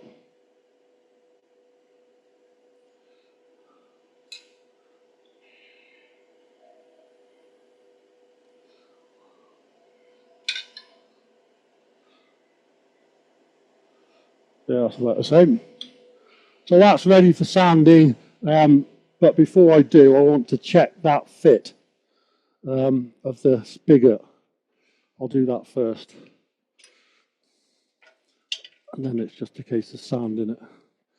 I'll just put the spindle lock on there. That tissue's gripping it good.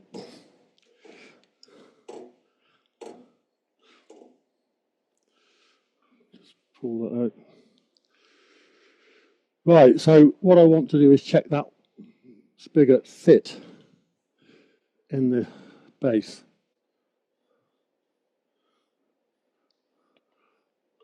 I'd say that was just about okay. I can feel it just slightly gripping. So I think if I just sand that, that'll be a good fit. It doesn't need me to turn any more wood off it. I just need to sand it. Another bit of tissue needed. Stick that bit on. That should do it.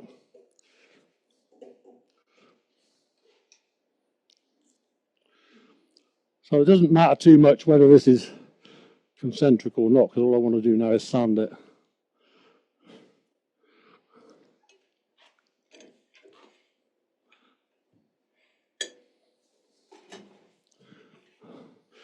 Right, extractor back on.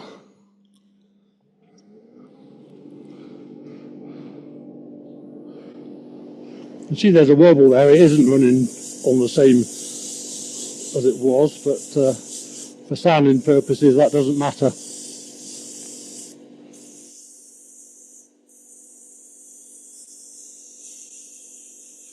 Clean that up. Now that little spigot, I'll dispense with the 120. I'll just do that at 180.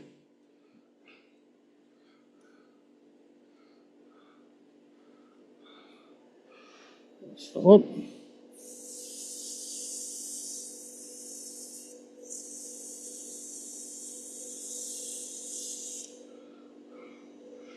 Now then, I'll fold that into 4.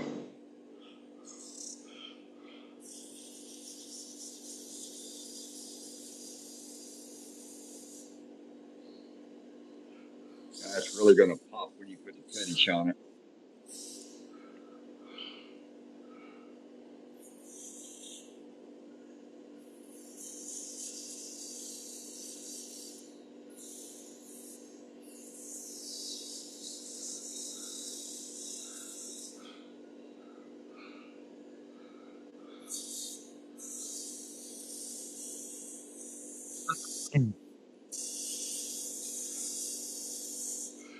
Drop a bit of speed off, just remembered. Just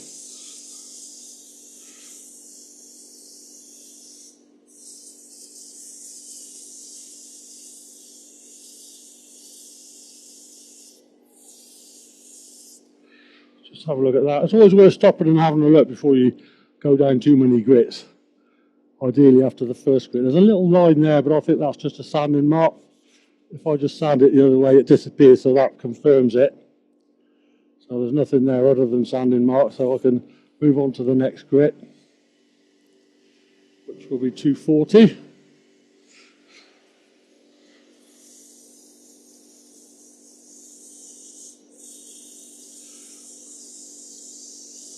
Yeah, well, I've put a coloured insert in, whether it's blackwood or something else. I've got some plug cutters, so I can cut a plug to fit the right size forcing a bit, hopefully. So we'll sand that to 240 as well.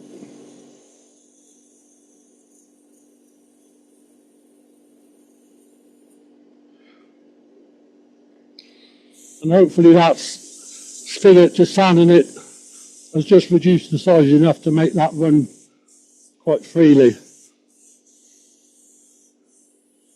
You can always put a little bit of wax on that if you think it needs it, or if it's a bit squeaky. Wax often helps.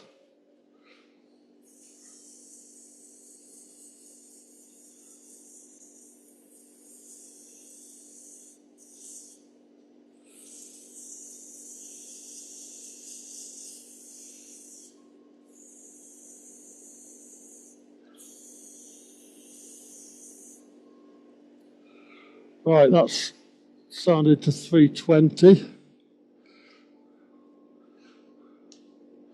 Just quick whiz over with a brush just to brush off any dust. Also down in there. So now I can put my melamine lacquer on here.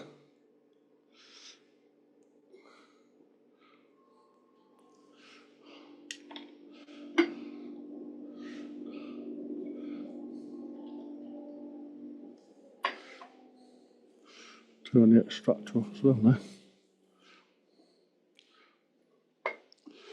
I'll give it a good coat. Let that soak in. But it does dry quite quick, so you've got to try and get it spread out as fast as you can, because it will just dry otherwise.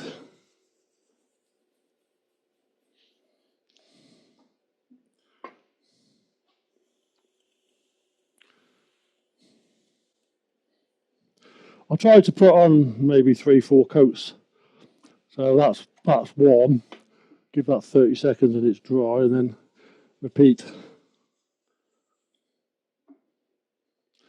I'm not lacquering the spigot. I don't want any finish on that. I just want bare wood. Maybe possibly if it needs it, a little bit of wax, but other than that, just bare wood.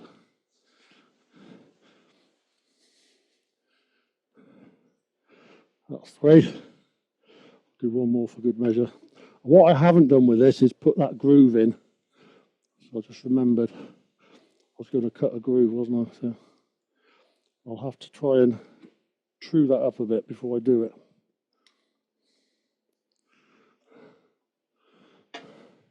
So I'll do that before I sort of finalise the finishing on this. Just let it set.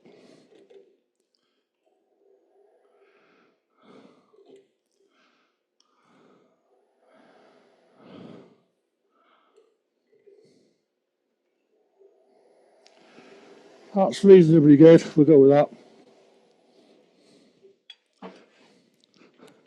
So there's different ways you can do this. You can do a groove with a 3-point tool or some sort of V tool.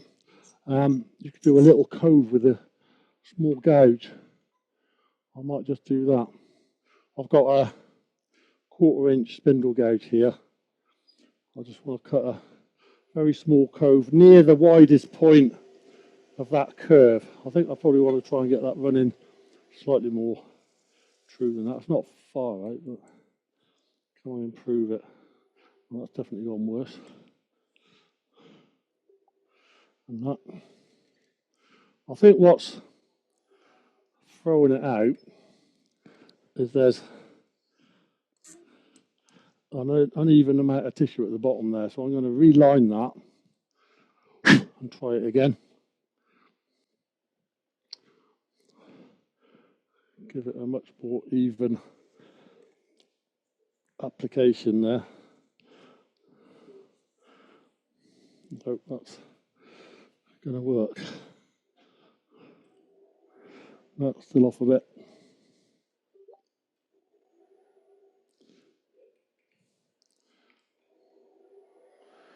It's getting better.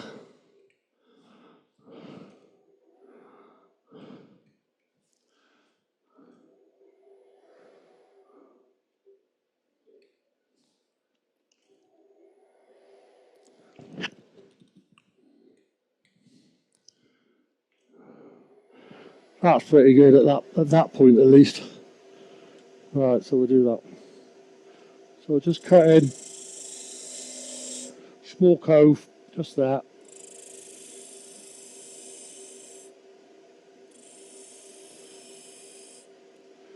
You could probably do this with a round-ended scraper if you prefer.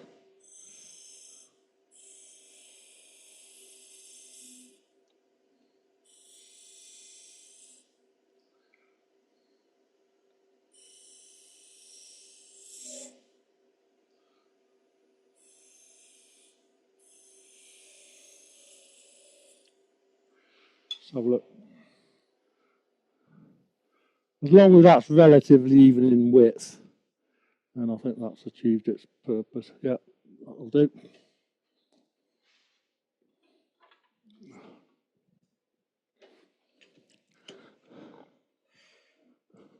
So I've just got to sound that groove now.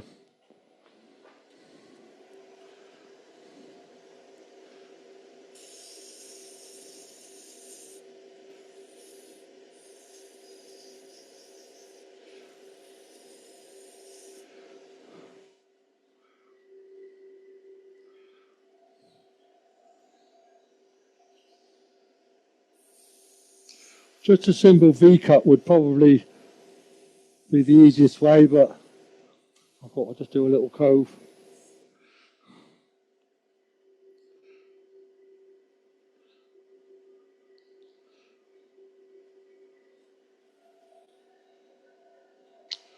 $3.20.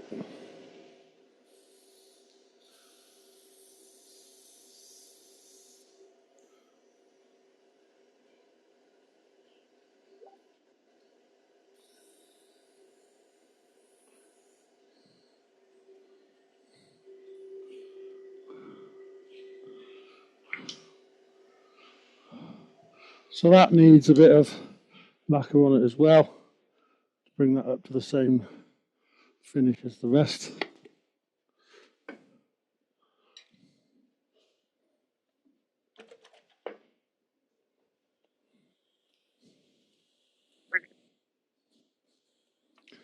And again, 3 or 4 coats Just want to make sure I don't get too much in that groove.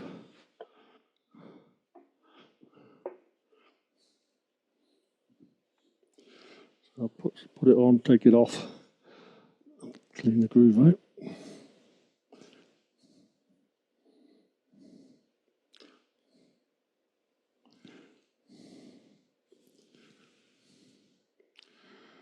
More.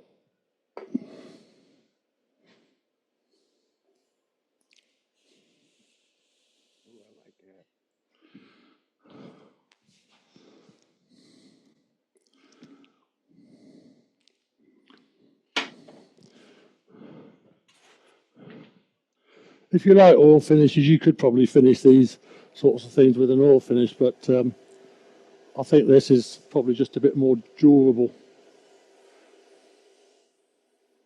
Let that dry, and then I can use my 4-0 wire wool to cut all of that back. Make sure I get into that groove with it as well.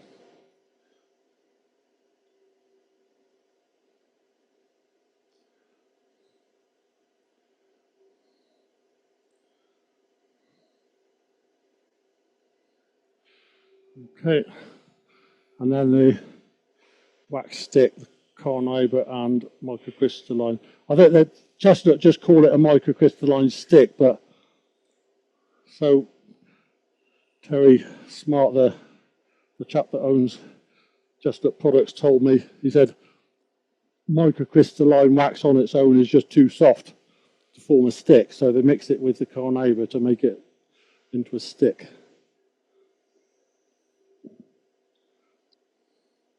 Which I think works quite well because the carnauba is quite a hard wax and quite a durable wax as well. Got that buffed.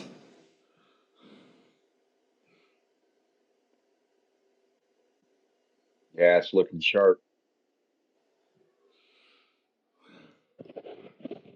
Right, so we got to test that fit again. Let's hope it's come out just about right, but if not, just have to sand it a bit more. I'm just trying to get any remnants of paper out of that. That hole, there's a couple of bits that have broken away. That's it, got it. Right, so check that fit there. So that should go on there. That's it, nice and smooth now, so I'm happy with that. But as I said, you can always run a little bit of wax around that. And for that, I just use the, this is microcrystalline paste wax. Just put a little bit of that on. I'm just putting a little bit on my finger, just running that in there. Sometimes, I don't know if you've come across that, but you get a squeaky peppermill. But if you've got a bit of wax on there, that certainly helps prevent that squeakiness. That's it, smooth. And some of that wax will transfer onto the other part as well. Right, so we've got the fit done. All I want to check now, because I shortened the mill by 1/8 of an inch, I just want to double check where that leaves the stem, how far out that's going to come. Now I know the hole depth is 18, was it 19? Yeah, I've just measured it and it's 18.8, so near enough 19. The overall length of the mill, it's longer than my vernier screw at the ruler. I think I said it was 176. Yeah, that's about right. Say 175. So from that point there, where the points are on the vernier, that's as far as that goes into the hole. So from there to the top is what's going to come past that 18mm point or 19mm point. So let's measure, and we've got 185. So if we take 18 off that, which was 176, that's 166, 158. So 158, and we've got 185, I would say. So that's 27, yeah, about 27 mil of this stem sticking up above the hole. So if we've got 27 mil sticking up, then this hole we know in this part is 40 mil deep, and we've got a 10 mil overlap there. So from that point there, we've got 30 mil. So it will go all the way in without me having to drill that any deeper than it is. If it looked like it was slightly short, I could drill this hole slightly farther, but the problem is now gripping that without damaging the finish, obviously. That's my challenge. I just noted a little bit of paper on the end of there where I buffed it. Just going to give that a quick rub by hand. Just to get, that's it, it's gone. So I think that's going to work.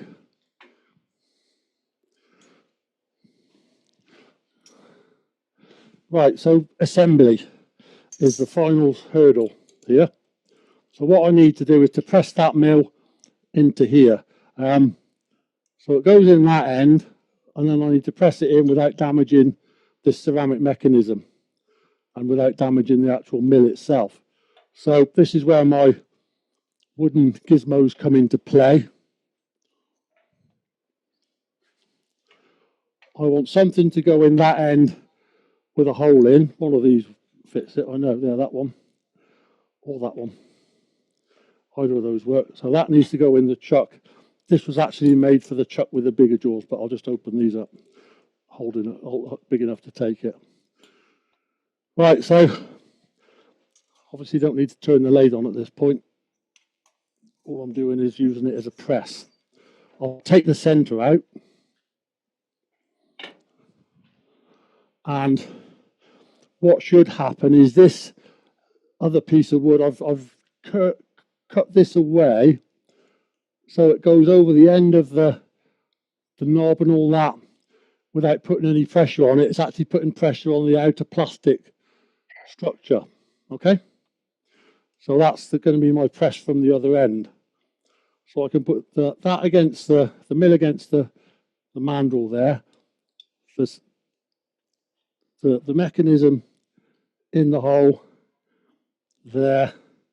Slide the tailstock up, lock it in place. I don't need anything in the tailstock because I've got a flat edge here and a flat end to the quill. So I can just line all that up and then just hopefully wind it in. It kicks a bit when it's sort of centering itself, so that's normal. Don't panic if it does that. It quite often does. So that's now in, or at least it's on its way in. So I'll keep that going until I feel resistance and it meets the end. So that's reached the end now. Just make sure I pressed it firmly in. That's it. It's in. So now it's in, I can see that measurement I made is about right. But we can also do a final double check, put the lid on without putting the mechanism in, because this spindle will go all the way through the cap, the insert in the cap into the back of the hole. So we can check there that it goes all the way into the hole and doesn't hit the top of the holes, which it does. It goes in, there's room to spare. So that's fine, that's going to work. So last job is to press the lid into the hole. Now this curve in here, or in the other one, is shaped to, that's probably a better one, shaped to take the lid, whatever shape you happen to have. Now, I'm just going to make a pad just to protect that a little bit. Just use the remainder of this tissue that I was tearing into bits. Put that in there to protect the finish. I can put that there, and all I really need here is a flat surface. So that might do it. I don't need anything special. It just needs to be flat. So I think I can do that straight on the end of the quill. if you're in any doubt, I'll put something between them. It's a bit sort of close on the hole size there. Oh, that'll do it. I've got a flattish piece here. That'll work.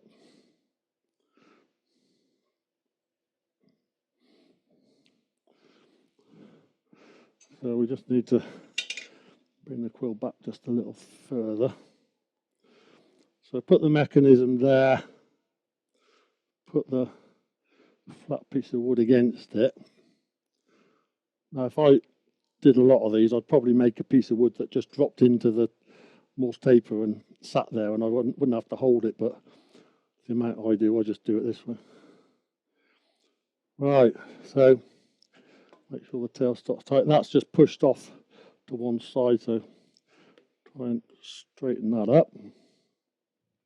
Just in case, again, it all lined up and all going in at the same pace, which this one isn't.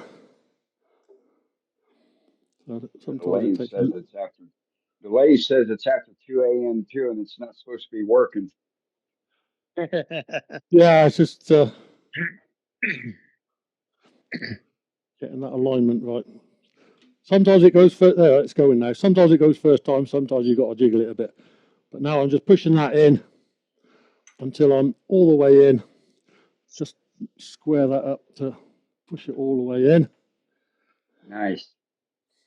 So that's it. That's in.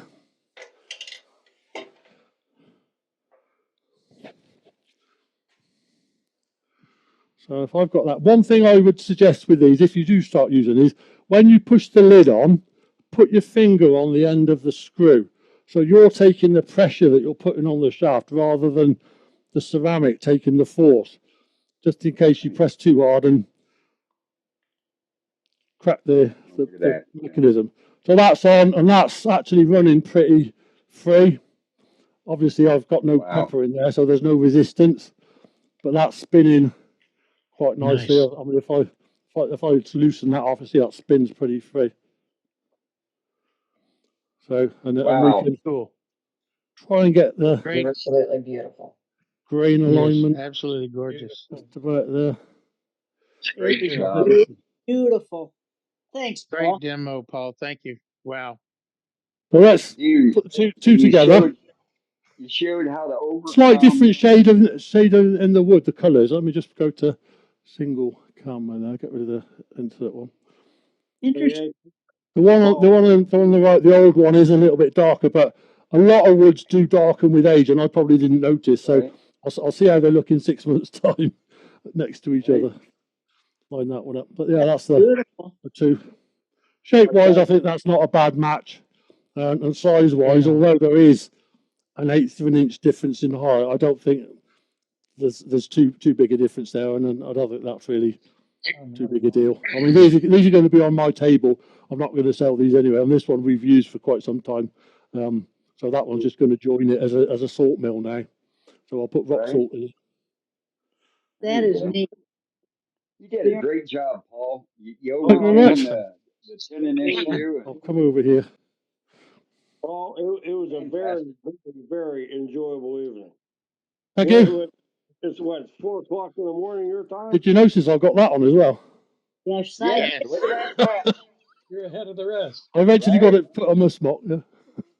That's the old style. I noticed the new ones are slightly different, aren't they? Yeah, a little bit. Something different. We got homage to Captain Eddie on the new ones with the shavings on the floor. Yeah, I noticed that. Yeah. I'll have to order mine some of doesn't the have new ones shavings as well. on the floor. Yeah, you just mine. I need the new one. Well, you better complain to Dane and get a couple free ones sent. The updated ones. That's where the first one came from. Hey, easy now, Scott. Easy, Scott. That was a good idea. Yeah, I'm not sure he would listen, but Hey, some jammy Dodgers there, Paul, just to keep your energy up. Yeah, I did. I had a couple of biscuits before we started, actually. You might not have noticed, but when I first came in, I got a couple of coffee and some biscuits. So yeah, I did. So earlier there was a question on what is the optimal block of wood to start with? 8-4, 10-4? I started with 3 inch. Just regular It 3 inch was block. actually a 9x3 board, which I cut into 3x3s. That's what I was thinking, but yeah, So okay. yeah, normally that's where I'd start. I mean, you can make them a little bit fatter or a little bit narrower, depending on what you've got to Right. hand, really. But Yeah, I what think you're gonna 3 inch do. is normally where I sort of think it looks about right. I mean, I think height and width, sort of perspective wise, on that, I think the proportions sort of work. With that being, Yeah. I mean, obviously now that's a little bit under I, 3. Let me just I agree. measure that. Now, Paul, do you think there'd be any benefit to drilling the base out instead of 25 mil, maybe a little bigger to hold more pepper? You could. Have considered that myself. I thought, yeah, if you make that a bit fatter, you get more in it. Absolutely, yeah. But obviously, whatever size you do it, you got to make allowances for it at your narrowest point. So it depends on the Right. shape of mill you're aiming for. Now that one, at its narrowest point, is 40. So I've got an inch So, hole and inch and 3/4 of wood there. So I've only got a quarter of an 3/8 inch on each each side. side. Yeah. There's not a lot each side of that. So take the 25 off. I've got 15. So it's just Yeah. over a quarter of an inch each side. So on a 25 mil hole, I couldn't go a lot thinner than that. You No. could go a little bit more. Yeah, I'm sure. But Okay. yeah, bear that in mind. If you drill it fatter, obviously you've got to make allowances for in your shape. Yeah. But there are other shapes you can do which aren't quite as sort of cut in there as this one. Some of them are a bit straighter with, I mean, some of the more traditional shapes, you've got beads and coves top and bottom and almost a straight stem in the middle. So you don't always need quite that amount of curve in them. It all depends on what you're trying to do, really, your preferences. My wife would say that's got a very feminine shape, and I tend to turn manly shapes that are more bulbous. Yeah. So, Hey, Paul, I'll tell you what, it was a very enjoyable night. Okay. Indeed. It was very enjoyable. Absolutely. Thank you very much. It took a bit That's longer than all. I thought, but maybe if I got it right the first time, I wouldn't have spent quite so long. then you wouldn't have taught us so much. Yeah, It that's was, true. Yeah. it was class. It was a class act. It was a class act. It was nice. Absolutely. Yes. You always give wonderful demos, Paul. Thank you. We appreciate it. Good. Thank you. I enjoy coming along and doing them.